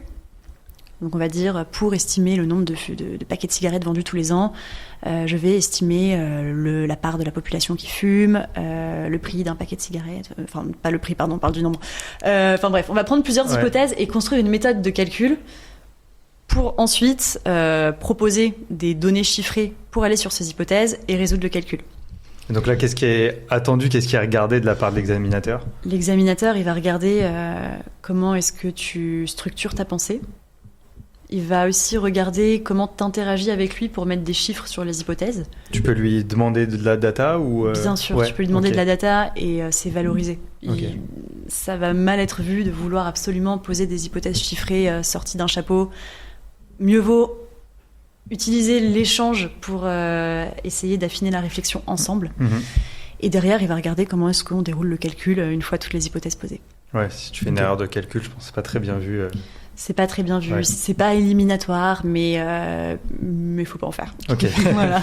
Ok. Et après, les case studies, quelque chose de plus classique où là, tu dois utiliser, comme tu disais, les frameworks pour essayer d'arriver à la Exactement. réponse. Et, Les case studies, donc énoncés sur un exemple d'entreprise. Entreprise du retail qui cherche, par exemple, à racheter une entreprise concurrente. Comment est-ce que vous aborderiez cette question? Donc là, en général, on prend un petit peu de temps, on réfléchit sur son bout de papier, on construit un petit arbre de réflexion pour exposer l'approche qu'on adapterait à son intervieweur. On lui soumet notre approche et ensuite on échange. Il nous pose des questions et on essaie d'avancer sur le cas ensemble. Ok. Avec souvent une petite partie calculatoire qui vient s'ancrer Ouais. dans le cas. Et du coup, au niveau des différents entretiens que tu as eus, le fit vient avant ou le study case après ou... Souvent, le fit venait avant. D'accord. Certains faisaient des petites variantes, mais souvent, ça venait quand même avant. Ouais. Il y a combien de tours? Ça dépendait aussi des cabinets. Enfin, chez McKinsey, tu as eu combien de chez tours, toi, McKinsey, d'entretien? Je pense avoir vu 5 personnes. Ok. Donc, Je combien pense. de techniques? Tout le temps une partie technique. Tout le temps une partie la même technique. chose, Ok. partie fit, partie technique, sachant que chez eux, il y avait une petite spécificité sur le fit. C'était pas un entretien classique, mais il y avait un exercice qui s'appelle le PEI, dans lequel on devait raconter une histoire sur nous, qui Ok. nous est arrivée, autour d'une thématique parmi 3, qui était, je crois, l'esprit entrepreneurial, le leadership inclusif et un 3e. Ok. Et l'impact personnel. Et donc, ça demandait de parler à l'intervieweur pendant 5 minutes d'une histoire qui nous était arrivée qui illustrait ces 3 thèmes. Suite à quoi, l'intervieweur pose des questions, essaie de creuser un petit peu. Et du coup, on en discute pendant 15-20 minutes. Voilà. T'as raconté l'assaut, du coup? J'ai raconté 10 milliards à table. Ça, Ouais. c'était une bonne histoire à ressortir. C'était une super histoire à ressortir. Après, ce que j'aimais bien, c'était aussi essayer de raconter des histoires un peu plus perso. Pas que des histoires de stage, parce que les histoires de stage, je pense qu'on a tous à peu près les mêmes. Mhm. Et si on veut que l'intervieweur se rappelle de nous, c'est sympa d'avoir des choses qui vont aussi un petit peu sortir de l'ordinaire par rapport à ce que les autres candidats peuvent raconter. Donc, avoir quelques histoires pro, quelques histoires perso, c'était un bon combo pour essayer de marquer les esprits. Ok. Qu'est-ce qui fait la différence, selon toi, dans un entretien de fit? À part cette spécificité, est-ce qu'il y a d'autres éléments? Alors, le relationnel, la capacité à créer du lien avec la personne et la structure. On nous pose des questions sur notre vie, mais ce qu'on attend derrière, c'est de voir comment on va structurer nos réponses. Okay. La question la plus banale, qu'est-ce que tu aimes faire dans la vie ? Un recruteur en conseil s'attend à ce que tu amènes 3 points. Alors moi, j'aime faire trois choses. J'aime courir, faire la cuisine et voir mes amis. Puis ensuite, que tu viennes développer chacun des points avec une approche top-down, toujours très structurée. Et derrière ces questions anodines, on teste aussi ta façon d'être structuré, en fait. Enfin, un framework dans le fit. Exactement. Framework de réponse. Ouais. Ok. Est-ce que ça casse pas un peu du coup le côté naturel de la réponse que t'aurais amené Ça dépend si t'as un esprit structuré. Ouais, non oui, mais... Enfin... Ça casse un peu le naturel. Les très bons vont réussir à être structurés tout en ayant l'air faussement naturel. Ouais, ok. T'as fait du recrutement toi-même après chez McKinsey ? Jamais. Jamais. Ils commençaient à recruter à partir du stade de manager, je pense. Donc non, j'ai pas recruté. Ok. Et du coup, tu dirais que les entretiens chez McKinsey sont très difficiles ? Ils étaient difficiles. Peut-être un peu plus qu'ailleurs, de par cet exercice qui venait en plus des cas. Les parties calculatoires étaient pas faciles. Et avant ces entretiens de personnalité, il y avait un petit jeu vidéo qui avait été développé par McKinsey qu'on nous faisait passer pour filtrer les candidats avant les entretiens, qui rajoutait là encore une difficulté. Donc c'était un jeu 6 tours du coup. Ouais, t'as raison. Ok. Donc pas facile, mais dans le format quand même relativement similaire à ce qu'on peut avoir dans tous les autres cabinets de conseil. C'est marrant parce que t'as dit que dans l'un des critères qu'ils avaient, c'était l'esprit entrepreneurial. Et du coup, tu m'as dit qu'on retrouvait pas trop ça après dans le métier en question. C'est vrai, j'ai parlé de la prise de risque qu'on retrouvait pas forcément. Ah, ok. Esprit entrepreneurial, je pense que ce qui est attendu dans l'esprit entrepreneurial, c'est la proactivité. D'accord. C'est de voir que la personne va savoir prendre des initiatives, pas forcément attendre une directive qui vient d'en haut, mais proposer des choses, parce qu'une fois qu'on est en conseil, on a ce qu'on appelle nos streams de travail. Nos streams. Donc, c'est-à-dire que sur un projet, le projet va être découpé en plusieurs parties et chaque consultant va être responsable d'une partie. Un consultant responsable du business plan, un consultant responsable d'autre chose. Et l'idée, c'est d'être honneur de son stream. Donc, de gérer le sujet de A à Z. Bien sûr, on a un manager au-dessus de nous, il y a des partenaires, on est encadré, ils viennent nous donner de la structure, nous donner du contenu, etc. Mais il y a quand même cette attente que tu sois l'honneur de ton stream et que tu sois proactif dessus, que tu proposes les prochaines étapes, que tu saches faire les synthèses. Et donc tout ça, c'est ce qui met derrière l'esprit entrepreneurial. Ouais, c'est un sens d'autonomie, tu sois capable de gérer un projet tout seul de A à Z, un projet dans un projet, quoi. Ouais, c'est ça. Ok. Et tout à l'heure, d'ailleurs, dans le vrai ou faux, tu disais que c'est très dur quand même d'intégrer McKinsey. Malgré ça, tu nous as dit que les entretiens étaient difficiles, mais pas tellement non plus. Qu'est-ce qui fait que c'est très dur ? Alors, c'est très dur parce que, on va pas se mentir, je me suis quand même préparé 5 mois, quoi. Ouais, okay. Je vais pas faire semblant que c'était simple. C'est simple si t'es bien préparé. Maintenant, voilà, je pense que c'est quand même des métiers qui sont accessibles à quiconque a une tête bien faite. Il y a aussi la bonne attitude. Il y a un savoir-faire, il y a un savoir-être qui est attendu. Mais ça reste quelque chose qui est accessible. Il y a beaucoup de polytechniciens chez McKinsey, mais pas que. Voilà, il y a aussi, on parlait de est-ce que c'est que pour les top 3, il y a aussi de l'EM Lyon, de l'EDEC maintenant, du Sciences Po, il y avait des personnes de Dauphine. Okay. Donc ça se diversifie. Et donc toujours des personnes très intelligentes, mais je pense que ça reste quand même quelque chose qui, en ayant une tête bien faite et en bossant beaucoup, est accessible. Je pense que la difficulté réside aussi dans la concurrence, le nombre de participants versus le nombre de reçus. C'est vrai. Complètement. Ça aussi. Ça me fait un pont avec un sujet que je voulais aborder. C'est une question qu'on a posée encore une fois dans le vrai ou faux. On pose des bonnes questions dans le vrai ou faux quand on veut. C'était est-ce que on vient de chercher à la sortie de l'école ?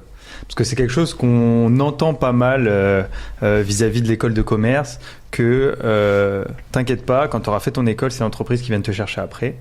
Il y a beaucoup de déçus par rapport à ça. Ouais. Qu'est-ce que tu dirais, toi ? Est-ce que tu trouves que c'est vrai ? Par exemple, nous, on a fait un top 5, tu as fait un top 3. Peut-être qu'il y a des différences par rapport à ça aussi. C'est quoi ton ressenti par rapport à ça ? Aucune entreprise va venir nous chercher par la main. On n'est pas encore chassé sur LinkedIn en sortie d'école. Non, ce serait faux de dire ça. En revanche, il y a quand même des entreprises qui payent des stands hors de prix pendant des forums de métiers pour essayer de nous recruter. Bon, c'est pas pour rien. Elles viennent chercher leurs futurs recrues dans ces écoles de commerce. Je pense qu'il y a énormément d'entreprises qui comptent sur les écoles de commerce, les boîtes d'audit. Elles fonctionnent à fond sur les jeunes diplômés d'école. Ouais. Il faut de la proactivité malgré tout. Ça va pas te évidemment, tomber mais comme partout dans la vie, ce serait sinon beaucoup trop facile. Ce serait même pas marrant. Ça pourrait être marrant. Non, il y a moins de challenge. Dis ça parce que aussi, c'est ce qu'on, je sais pas si toi c'était le cas aussi, mais c'est ce qu'on nous vend un petit peu en prépa que, en fait, une fois que il suffit d'intégrer l'école, t'as fini la prépa, une fois après t'as vissé une autoroute et tu peux et les entreprises viendront te chercher, tout va tomber un peu tout cuit, alors que comme tu l'as dit, tu t'es préparé 5 mois, tu vois, pour McKinsey. Ils sont pas venus et hello Julie, tu veux nous rejoindre? Raison, il y a peut-être on nous envoie un peu des paillettes là-dessus en nous disant que les choses vont être ultra faciles. Dans les faits, évidemment, il faut quand même être proactif. Ouais, parce qu'il reste quand même une putain de compétition entre tout le monde. On est combien diplômés d'une école de commerce en France tous les ans? Et les chiffres ne font qu'augmenter, donc... C'est ça, et tout le monde veut à peu près, ou en tout cas sont dirigés vers les mêmes typologies de postes. Je crois que dans les écoles, c'est à peu près 40%, si je dis pas de bêtises, des diplômés qui vont vers le conseil. Donc forcément, déjà, c'est une majeure partie. C'est énorme. Et en plus de ça, forcément, la concurrence, elle va...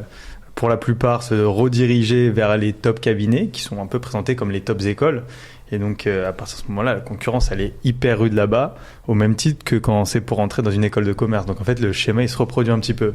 C'est vrai. Après, je trouve aussi que les recrutements, du moins, surtout dans le conseil, dépendent beaucoup du contexte économique. Le conseil, c'est une dépense que les entreprises activent lorsque leur santé économique va bien. Lorsqu'il y a des coupes budgétaires à faire, en général, c'est les prestataires extérieurs qui sautent en premier. Donc, lorsque on est dans des périodes de bonne conjoncture, il y a beaucoup de missions de conseil, il y a donc beaucoup de recrutement. Lorsque l'économie va moins bien, c'est plus compliqué. Comme ces derniers temps. Et c'est vrai que je pense que c'était depuis... Post-Covid. Pendant le Covid, les gens n'entraient plus dans les cabinets de conseil, c'était complètement bouché. Post-Covid, il y a eu une grosse vague de recrutement il y a eu un boom. dont j'ai bénéficié. Honnêtement, je suis arrivée dans ce bon timing-là. Et après ce boom, il y a eu de nouveau un resserrement qui fait que tous mes amis, moi qui avaient 1 an de moins ou 2, ont eu beaucoup plus de mal à intégrer les cabinets que ce que ma promotion avait pu avoir. Il y en a beaucoup de ton entourage ou de ces 1-2 ans de moins qui ont mis beaucoup de temps ou vraiment eu des grosses difficultés à trouver un emploi post-école? Je pense que beaucoup ont dû faire des concessions. Ils ont eu, entre guillemets, moins bien que ce qu'ils espéraient, notamment dans les cabinets de conseil, en ayant des cabinets top 10 et pas top 3. Et souvent, ils y ont été en se disant, dans tous les cas, le métier est le même, je vais commencer en faisant, en apprenant ici, et si le conseil me plaît, j'essaierai de changer de cab avec le temps. Donc, oui, c'était plus compliqué. Ok. Du coup, tu as intégré McKinsey. Qu'est-ce que c'est, en tant que consultante du coup en stratégie, qu'est-ce que c'est le métier de consultant en stratégie chez McKinsey? Alors, la définition du conseil, qui veut tout et rien dire, c'est que on accompagne des directions d'entreprise dans la résolution de problématiques complexes. Voilà. C'est tout. Voilà. Non, concrètement, ce qu'on fait, donc, c'est qu'on travaille pour des grosses entreprises, des grands groupes ou pour des fonds d'investissement qui réfléchissent à une problématique complexe. Donc, on va faire des missions qui durent de quelques semaines à quelques mois, de 3 semaines, on va dire, à 3 mois pour le conseil en stratégie, en travaillant avec une équipe de consultants, de 1 à une dizaine de personnes selon les projets. Et on va intervenir sur des sujets qui sont très semblables aux sujets qu'on évoquait pour les préparations d'études de cas, donc qui peuvent être des plans de croissance pour des entreprises, qui peuvent être des plans stratégiques, qui peuvent être des intégrations de nouveaux marchés, de nouveaux produits, qui peuvent être, lors des périodes difficiles, des plans de réduction de coûts, de restructuration, les missions un peu moins sympas, qui peuvent être des due diligence pour des fonds d'investissement. Une due diligence, pour si certains auditeurs ne voient pas ce que c'est des missions pour des fonds d'investissement qui consistent à analyser en profondeur une cible pour pouvoir conseiller le fonds d'investissement sur l'opportunité que représente cette cible. Voilà. Dans le cadre de transactions entre entreprises ou pas spécialement, ça peut être d'autres types d'investissements? Alors ça peut être...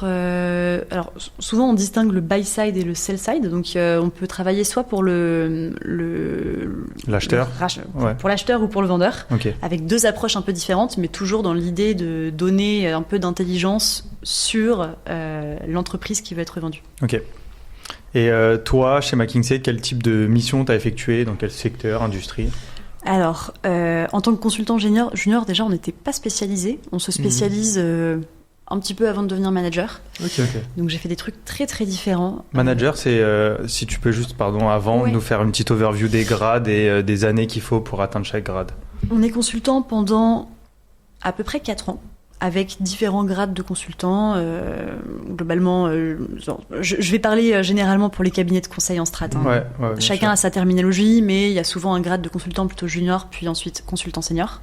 Après 4 ans, 4 ou 5, on devient manager.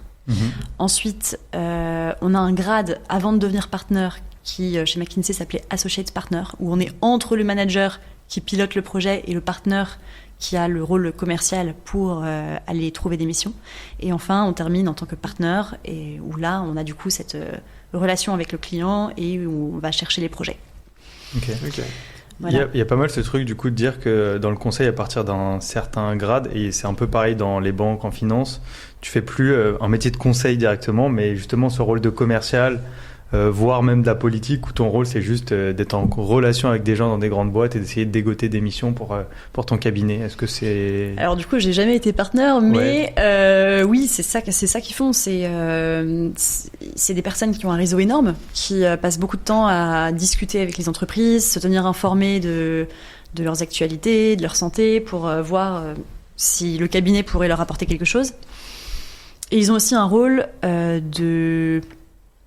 d'apport d'expertise sur les projets. Ils ne sont pas dans l'opérationnel du quotidien, ça c'est vraiment le rôle du manager et des consultants, mais ils vont venir de façon ponctuelle pour des réunions et apporter de l'expérience, de l'expertise et de la connaissance aussi de l'entreprise cliente. Donc si tu veux rester consultant, on va dire, vraiment opérationnel dans un cabinet de conseil comme ça, tu peux plus au bout d'un moment, quoi. Non. T'es obligé de quitter cette casquette. Le côté analyse, faire les analyses, donc aller chercher des données, que ce soit des données via des rapports, des études, que ce soit des données via des calls avec des experts, et les formaliser, ça c'est le travail du consultant. Le travail du manager, ça va être de piloter le projet et de coordonner les différents consultants. Et le travail du partenaire, ça va être ce rôle commercial et relation avec le client. Et imaginons que j'ai une mission où on doit construire un plan stratégique ou faire des recommandations sur un nouveau produit, étude de marché, on doit lancer des nouveaux produits, qu'est-ce que vous recommandez?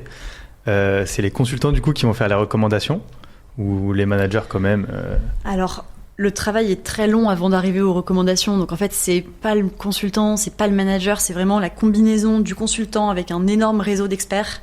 Parce que c'est de ça qu'on parle.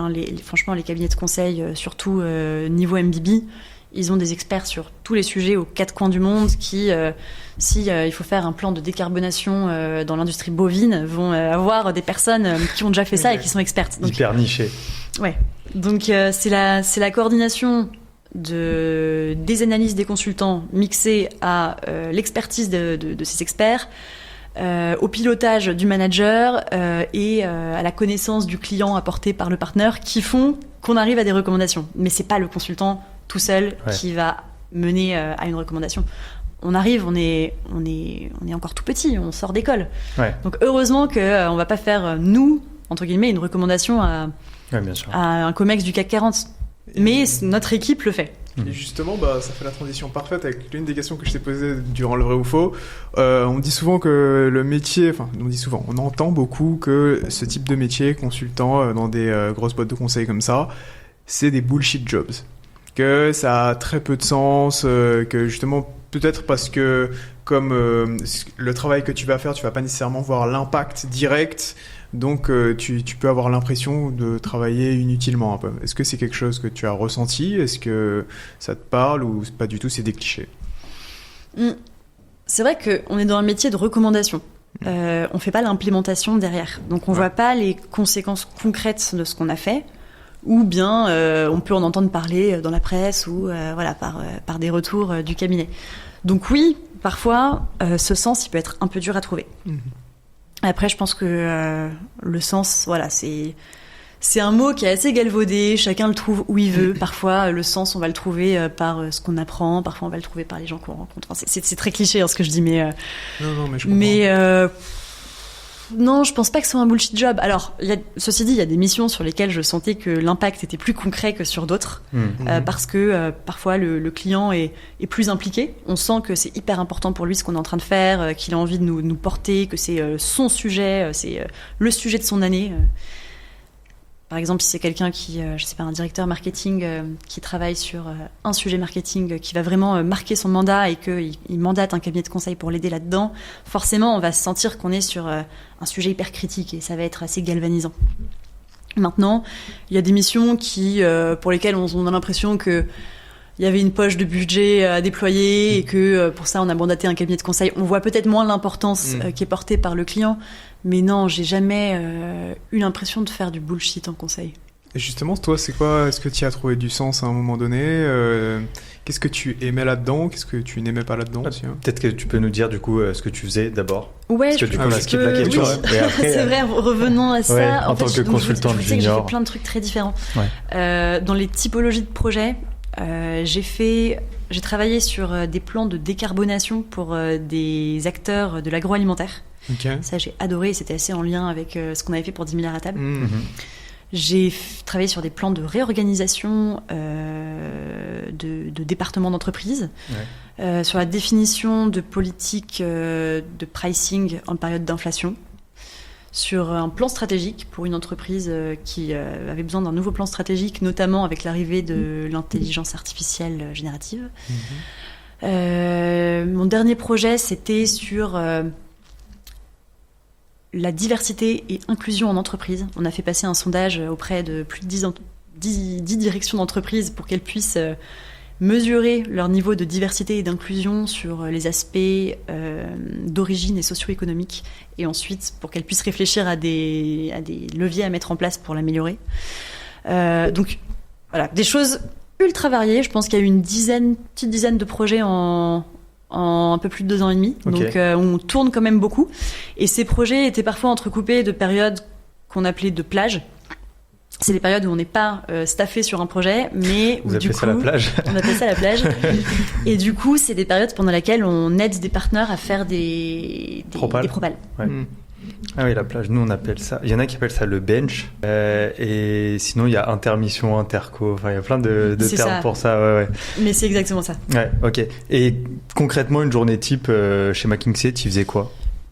Journée type, ça n'existe pas trop. Si je devais citer les quelques moments qui réapparaissaient dans toutes les journées, on avait une réunion du matin et une réunion du soir, qu'on appelait le check-in et le check-out. Okay. L'objectif, c'était de se réunir en équipe, de parler du projet. Tous les consultants prennent la parole pour dire où ils en sont, ce sur quoi ils comptent travailler, de façon ultra succincte, pour lancer la journée. Et le check-out, c'était la même chose, mais en clôture de la journée. Donc, on reprend les sujets du matin, voilà où on en est, voilà ce qui a été achevé, qu'est-ce qui a été fait pendant la journée, et voilà ce qui va nous rester en next step pour le reste de la semaine. Tu trouvais ça indispensable, ces réunions? Parce que j'entends souvent que dans les entreprises, des fois, c'est comme si vous vous réunissez un peu pour rien. Et que ce que vous dites dedans, vous auriez pu le résumer en un message sur... je sais pas si je dis Slack, mais... Non, t'as raison, moi j'étais à fond sur Slack. T'as raison, je pense que c'est un vrai problème en entreprise, les réunions qui servent à rien. Celle-ci... franchement, il y avait un tel tyrannisme sur le fait d'être synthétique et top-down qu'il n'y avait pas de place pour les longueurs inutiles. D'accord. On était vite recadrés. Ouais, c'était efficace. Des réunions efficaces, et du coup, c'est bien parce que ça te permet le matin de savoir ce que tu as à faire et le soir de savoir ce que tu as fait et le lendemain ce que tu fais aussi. Exactement. Et en fait, si on voulait aller plus loin, au-delà de l'énumération de nos tâches du matin et du soir, et rentrer dans un sujet de fond, là, on arrivait dans ce qu'on appelle une réunion de PS, problem solving, où en fait toute l'équipe se réunit les personnes pertinentes se réunissent pour réfléchir à un problème de fond en dédiant davantage de temps à ce problème de fond. Mais l'idée, c'était de jamais mélanger les deux. Il y avait vraiment cette partie programmation et cette partie réflexion plus profonde. Et puis c'est des brainstorming, quoi. Fameux brainstorm. Exactement. Vous avez des petites terminologies dédiées Mais donc ça, pour l'appartenance. C'était les petites routines du quotidien. Sinon, les journées se ressemblaient jamais. Ça dépendait complètement des missions. Ça dépendait. On pouvait parfois travailler depuis les locaux de McKinsey, parfois chez des clients. Selon le projet, on pouvait être seul ou avec des personnes. C'était ultra variable. Si je devais citer les tâches qu'en tant que consultant junior, on était souvent amené à faire, il y avait toute la partie réalisation d'analyse, toute la partie formalisation des analyses et toute la partie réunion avec des clients. Ok.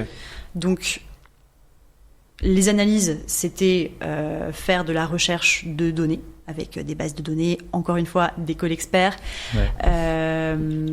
avec les données parfois du client qui pouvaient être amenés à nous partager pour qu'on puisse avoir des informations sur ce qui se passait en interne chez lui.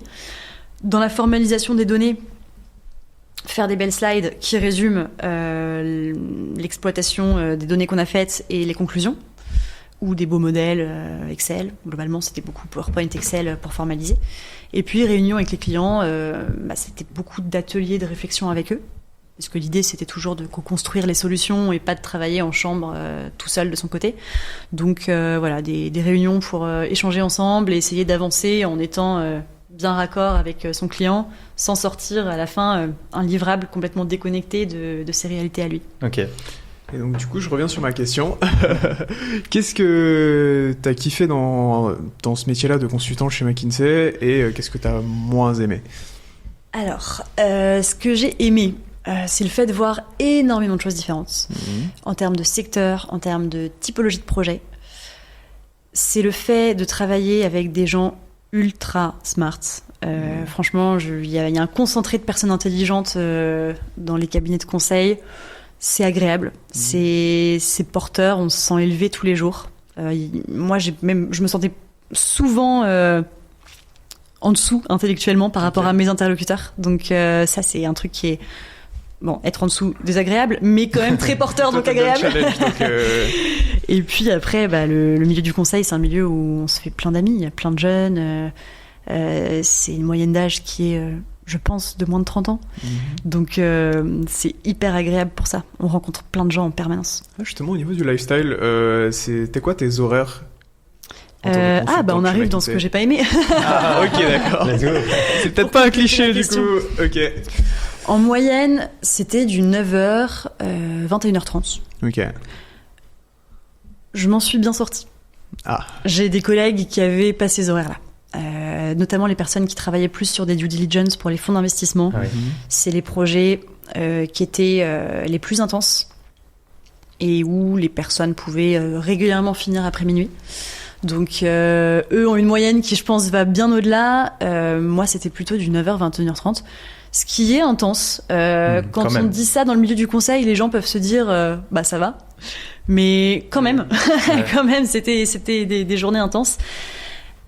Avec des rythmes très variables. Les périodes de plage dont on parlait, donc d'intermission, étaient beaucoup plus soft en général. Et pendant les missions, en revanche, à la veille d'un COMEX ou d'une réunion importante avec un client, là, on pouvait pousser beaucoup plus loin. Ouais, plus t'as un livrable qui approche, plus tu vas travailler potentiellement tard s'il y a du retard. Même souvent, de toute façon, il y a souvent tout le temps du retard ou un truc un peu finé dans le conseil. Clairement. Ouais. Et tu choisis ce sur quoi t'es staffé ou pas ? Alors, dans une certaine mesure. Okay. Dans les périodes où il y a beaucoup de projets, on peut davantage choisir parce qu'il y a plus de projets qui rentrent et donc on peut se positionner sur ce qu'on veut. Dans les périodes où il y a moins de projets, on prend ce qu'il y a globalement. Mais il y avait toujours une volonté d'écouter les souhaits des consultants sur les projets sur lesquels ils voulaient monter, selon soit nos appétences, soit les axes qu'on voulait faire progresser chez nous. Donc les axes de développement qu'on voulait faire, on pouvait s'exprimer en disant pour mon prochain projet, j'aimerais progresser en modeling, par exemple. S'il vous plaît, essayez de me trouver un projet davantage ancré sur du modeling. Ou j'ai envie de progresser sur un plan de réorganisation. S'il y a un projet là-dessus, pensez à moi. Dans la mesure du possible, ils essayaient de le mettre en œuvre. Après, évidemment, c'était absolument pas toujours le cas. Une chose hyper importante aussi dans le conseil, c'est d'être hyper proactif quand tu es dans un cabinet, et d'aller aussi discuter avec les managers qui ont des missions, par exemple dans l'agroalimentaire, si tu veux bosser dans l'agroalimentaire, ou dans le sport, si tu veux bosser dans le sport.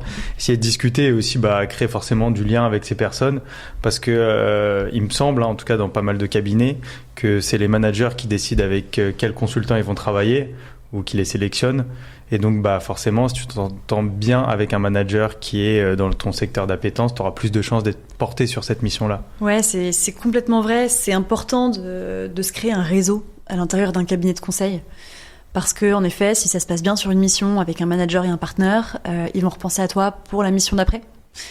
Alors, les personnes qui sont nouvelles, bien sûr, connaissent personne. Donc, on va quand même essayer le bureau va essayer de les positionner sur des missions, de les propulser pour qu'ils se créent ce réseau.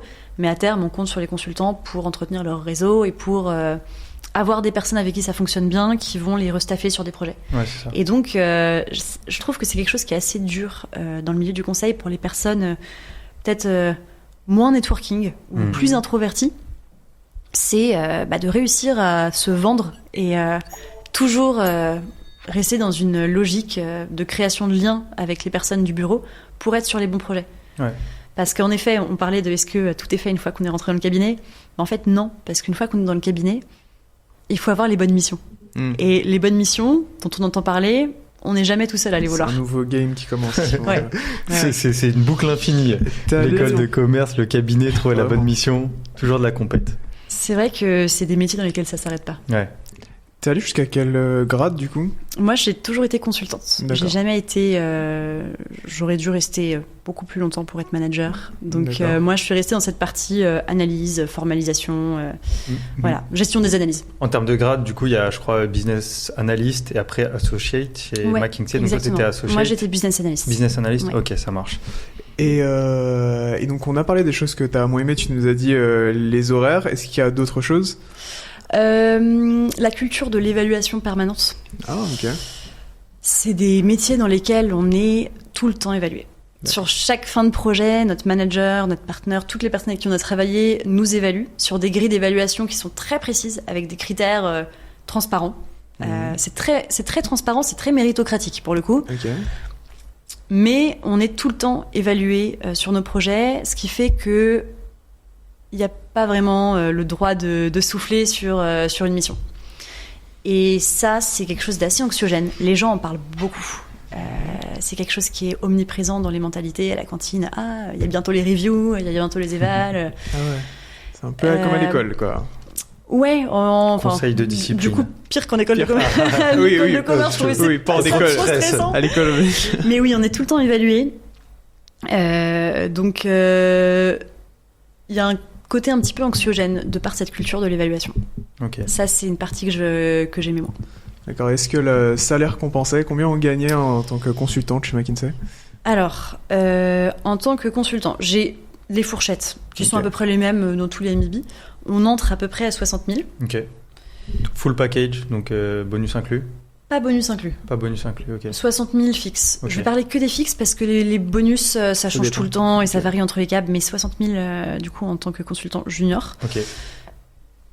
Senior, je pense qu'on arrive sur du 80. Et manager, on doit arriver sur du 130, 140. Ok, donc 130, 140 au bout de 5 ans à peu près. Ouais, c'est ça. Ok, ça marche. Donc c'est quand même des très belles progressions.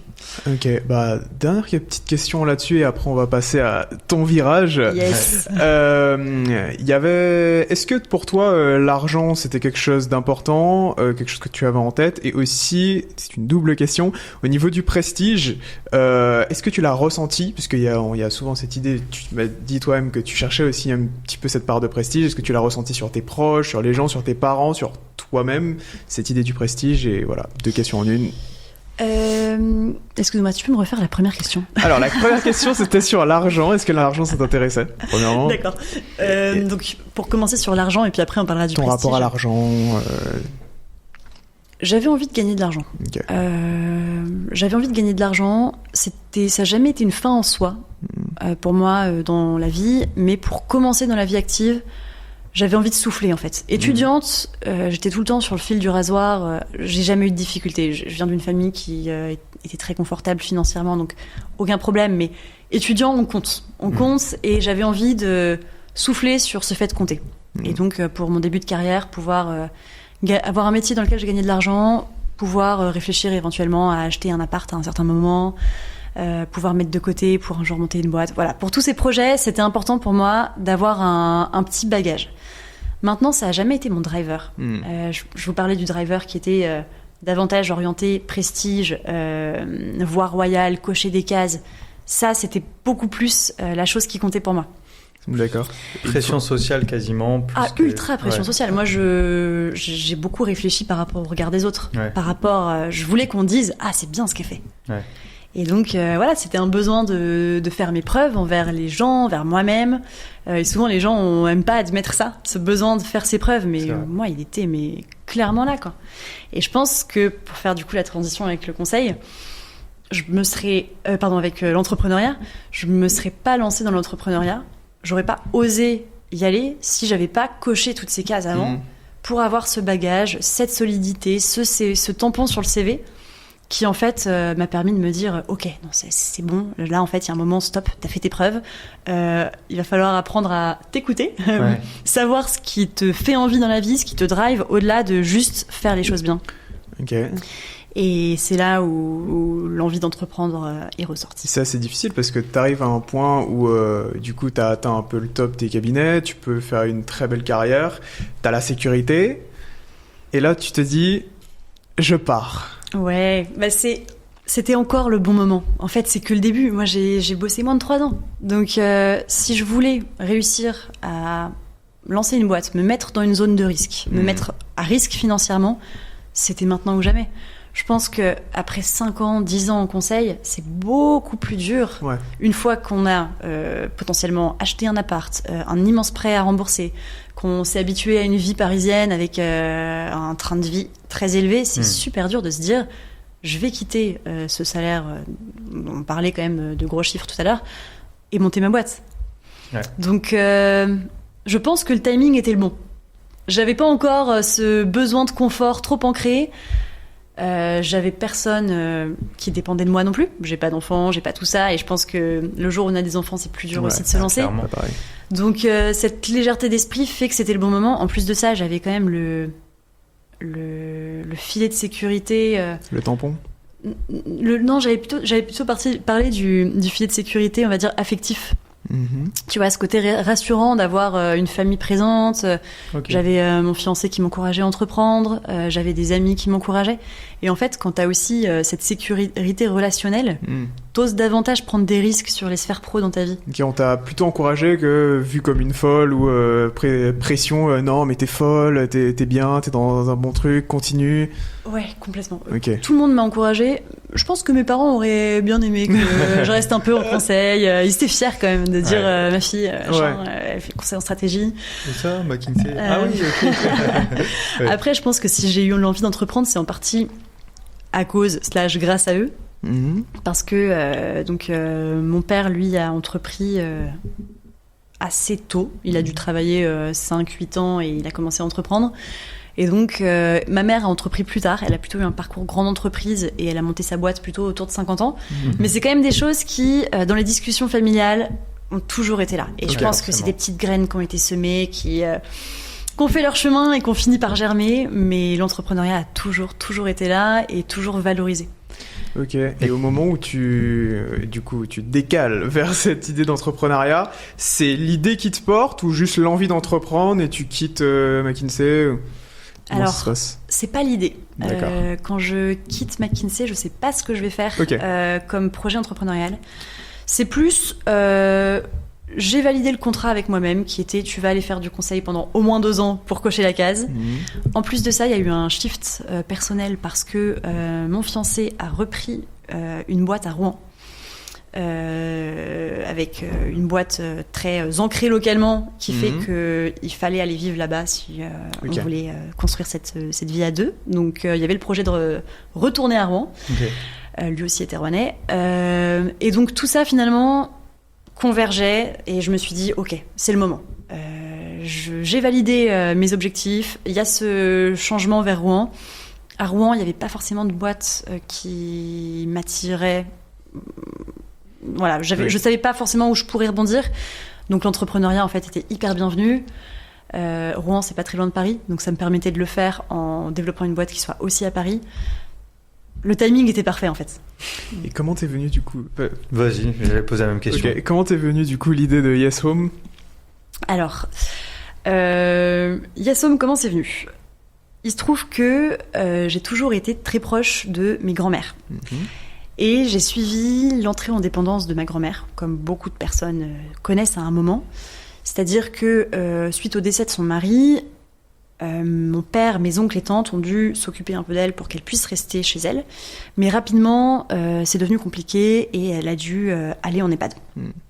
En EHPAD, il y a eu, comme il se passe très souvent, un syndrome de glissement qui est arrivé, c'est-à-dire que les gens déclinent très vite de façon physique, cognitive, en termes de goût à la vie, les choses s'accélèrent. Et donc, voilà, les choses se sont accélérées une fois en EHPAD, jusqu'à son décès. Et de cette expérience, je m'étais dit que j'aimerais réfléchir à des alternatives, trouver d'autres solutions pour le bien vieillir. C'est une idée que j'avais depuis longtemps.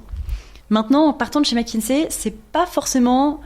ça n'a pas été une évidence. J'ai eu une grosse phase d'introspection d'abord, pendant laquelle je me suis dit, ok, là tu veux entreprendre. Quel est réellement l'entrepreneuriat? Est-ce que c'est les podcasts que tu entends sur Génération Do It Yourself que tu adores écouter? Est-ce qu'il y a d'autres réalités? Du coup, j'ai commencé par appeler énormément de personnes pour avoir des retours d'expérience. Okay. Même process que pour... Même process. Ça. Mais je pense que s'il y a eu un fil rouge dans toutes mes expériences, c'est ce côté je contacte la terre entière et je m'inspire. Ça revient beaucoup de gens qui ont des résultats, ça. Ouais. Et je pense que le fait d'avoir validé mes cases avant m'a donné la confiance et la crédibilité pour pouvoir le faire. Je me sens portée par le fait de dire j'ai fait une bonne école de commerce, j'ai fait McKinsey, discutons ensemble, maintenant j'aimerais monter une boîte. Tu te sens plus légitime? Je me sens plus légitime, ouais. Est-ce que c'est pas une fausse croyance, ça? Sûrement, parce que la plupart des personnes vont pas aller regarder mon profil LinkedIn avant de répondre. La plupart des personnes répondent parce qu'ils voient un jeune qui veut créer des choses et c'est ça qui va les motiver. Donc c'est sûrement une croyance très personnelle. Ouais. Okay. Après, mine de rien, je pense que quand même, McKinsey, ça te donne des bases pour apprendre à mener un projet. Enfin, le conseil de manière générale, apprendre à mener un projet, une certaine rigueur, etc., qui peut t'aider dans l'entrepreneuriat. Après... Non, je te vois lever les yeux au ciel. Je te laisse dire. Pour être passé dans le conseil moi-même, je sais que ça t'apprend beaucoup de choses. Ou même, gérer un call avec un client. Enfin, quand tu fais des calls avec des C-level, quand tu dois monter ta boîte et appeler quelqu'un, c'est pas très compliqué derrière. T'as aucun stress. Enfin, si ton business model nécessite d'appeler des gens derrière. Oui, mais je prends cet exemple-là parce que dans l'exemple, je peux t'en citer d'autres si c'est sur un autre business model. Mais tout ça pour dire que ça te donne des bases. Et après, en plus de ça, ça te permet de pallier à ce petit syndrome de l'imposteur que tu pourras avoir si tu te lances directement. Et c'est tellement moins stressant d'appeler une personne avec un haut poste très qualifié quand on est indépendant que quand on appartient à une structure. Jamais j'aurais osé appeler ces personnes-là étant chez McKinsey parce que j'aurais eu l'impression de devoir incarner l'entreprise, devoir avoir une posture qui soit alignée avec les règles de communication de l'entreprise. Quand on monte sa boîte ou son projet et qu'on appelle des gens pour soi, bonjour, je suis Julie Déhay, je vous appelle pour un projet à moi, on doit rendre de compte à personne, on est beaucoup plus libre. Si on dit une connerie, c'est pas grave. Et donc, on est beaucoup plus confiant aussi, je trouve, dans ces appels. Ok. Et donc aujourd'hui, Yes Home, c'est quoi, si tu devais nous le pitcher en... Yes. Alors, Yes Home, c'est la première conciergerie qui est dédiée au maintien à domicile des seniors. D'accord. Donc, qu'est-ce qu'on fait concrètement?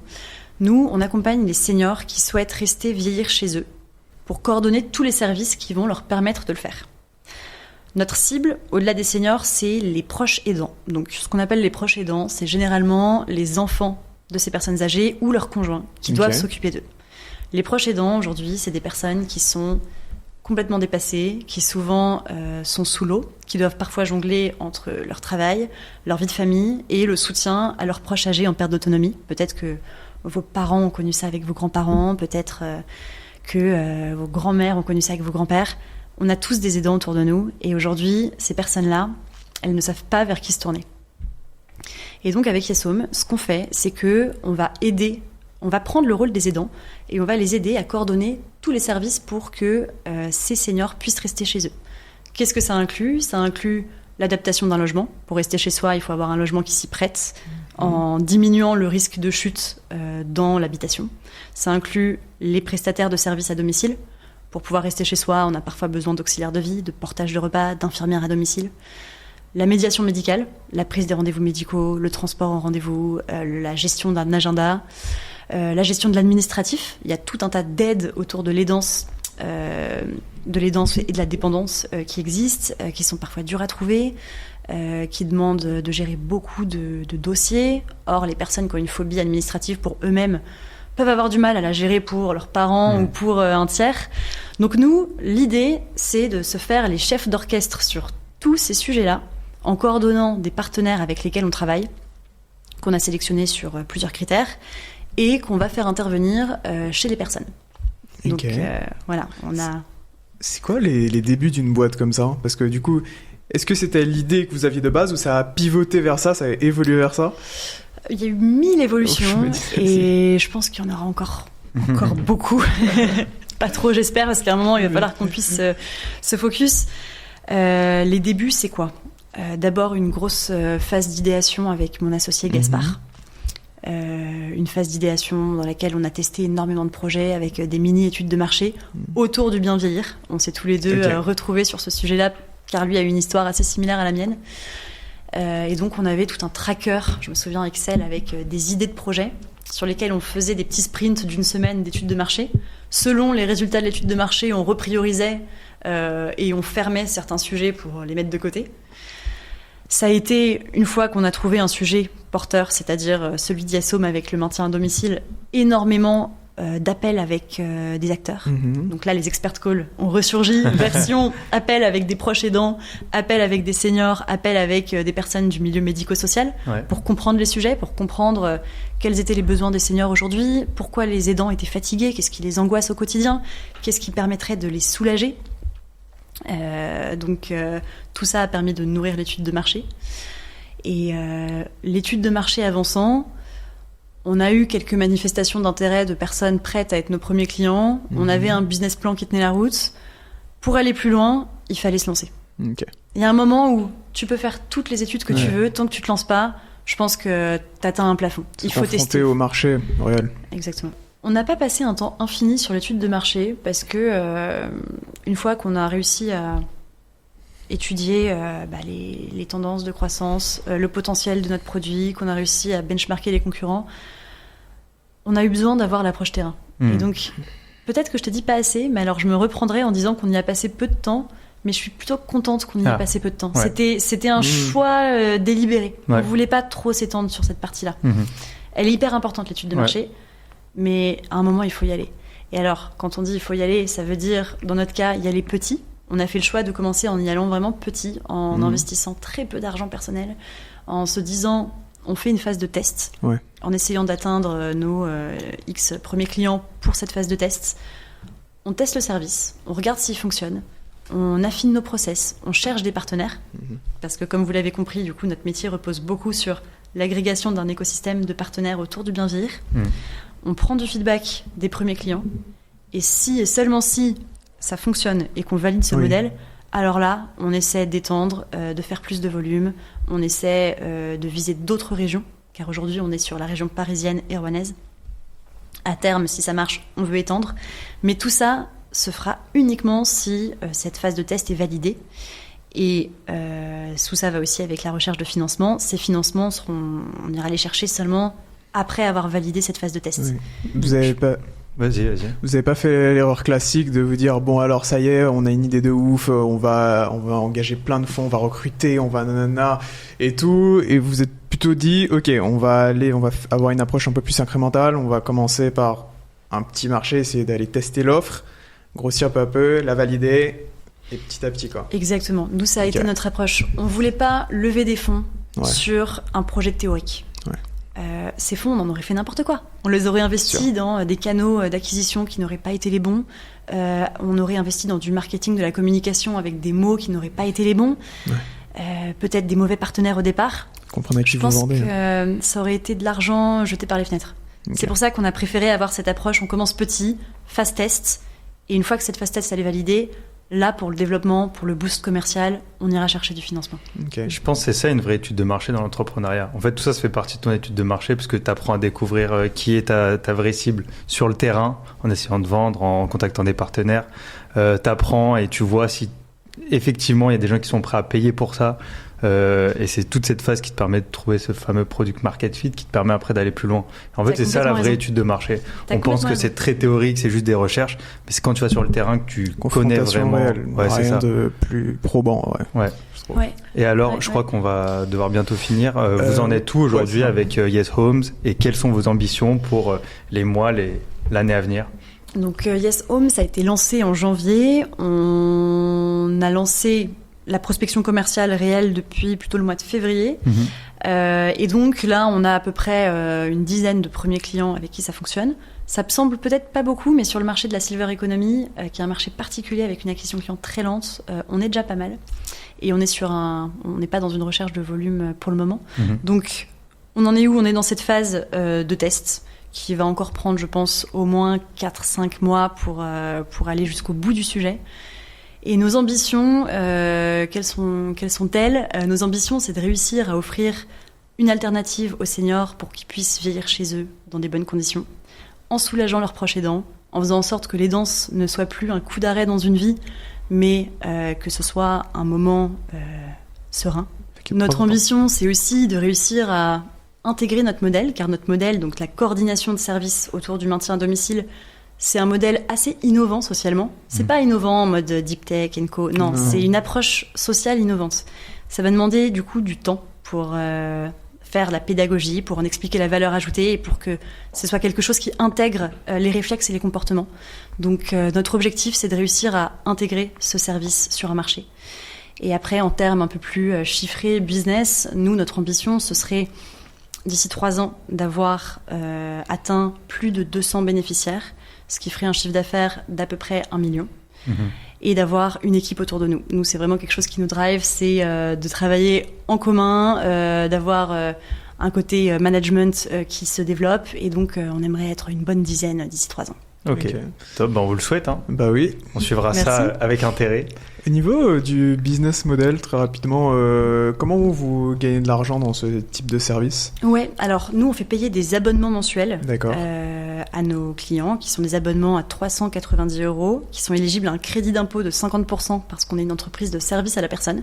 Ok. Et dans cet abonnement, on inclut un diagnostic chez les personnes, un premier diagnostic qu'on a conçu avec des acteurs du milieu médico-social qui nous permettent de comprendre tout le quotidien du senior. Donc son état de santé, ses routines, son bien-être mental, etc. Et derrière, de proposer un plan d'accompagnement pour voir ce qu'il faut déployer. Est-ce qu'il y a une adaptation de logement à faire, une auxiliaire de vie à déployer, des démarches administratives particulières qu'il peut faire pour obtenir des aides financières. On met en place ce plan d'accompagnement et ensuite on assure un suivi avec un conseiller coordinateur qui va venir rendre visite tous les mois aux seniors, qui va coordonner tous les services qui ont été déployés pour lui et qui va toujours être dans une optique d'adaptation, notamment parce que quand on a un certain âge, on a une évolution permanente de ses besoins selon son état de santé. Ok. Alors là, tu es en plein kiff depuis que tu t'es lancé sur le projet. C'est franchement exceptionnel. Ouais. C'est à la fois ultra intense, c'est des montagnes russes émotionnelles. Il y a des jours de gros down, des jours de gros up. De plus en plus de up. Je pense Ça, qu'on c'est bien, s'endurcit ça. avec le temps quand même. Aussi, je pense. Euh, On apprend à prendre les choses différemment. Exactement. Mais c'est un état de stimulation que j'avais jamais ressenti auparavant. Le stress est présent, mais c'est un stress qui est lié à des objectifs personnels, qui est pas lié au retour à l'évaluation d'un supérieur. Et je trouve que ça change complètement la façon dont on le vit. Et surtout, on se sent en phase, on se sent hyper cohérent avec nous-mêmes. On bosse pour un projet auquel on croit. On sait pas si ça va marcher, mais on va tout faire pour. Et si on fait tout pour, il y aura rien à regretter. Et on donne tout. Je viens de voir la dernière phrase du teaser, elle est là. Pendant que tu l'as dit, je l'ai vu, elle était vraiment C'est bien. pour ça que je voulais dire un truc, moi j'ai laissé à la fin, j'ai laissé en blanc parce que c'était parfait. Elle était vraiment bien. Bah voilà. Nickel. Je sais pas si t'as un dernier message à faire passer ou si on peut conclure, si t'en as On un. mettra tes liens en commentaire. dans Ouais, tous les bien cas. sûr. Bah écoutez, dernier message, si des personnes connaissent des aidants qui ont besoin de soutien autour d'eux, n'hésitez pas à leur parler de nous, on discutera avec eux, on passera un petit appel. Ça peut être juste un échange, mais je pense que ça aide toujours. Si vous avez des petits stagiaires qui cherchent à faire un stage autour de vous, parlez-leur aussi de nous. On va avoir notre première promo de 3 stagiaires au mois de juin. Oh, ok. On a hâte, ça va être voilà, les premières constitutions d'équipe. Donc on sera ravis de recevoir leur CV et de parler avec eux. Trop bien. On mettra tout Super. ça en commentaire. On pourra relayer Ouais, aussi si t'as des tes liens, offres de stage si on fera besoin. Ouais. Génial. Et bah écoute, merci beaucoup Julie. C'était un plaisir d'échanger Merci avec beaucoup. toi sur ton C'était beau top. parcours. Merci à vous, c'était une super discussion. J'espère que vous avez aimé ce nouvel épisode. On mettra bien sûr, comme on l'a dit, tous les liens de Julie en commentaire. N'hésitez pas à nous faire vos retours, nous dire ce que vous en avez pensé. Et je vous dis à bientôt. Abonnez-vous, mettez un like, des commentaires, posez vos questions à Julie, ne la harcelez pas en DM sur LinkedIn. Et Je me suis engagée là. Exactement. Et bah à bientôt. ciao.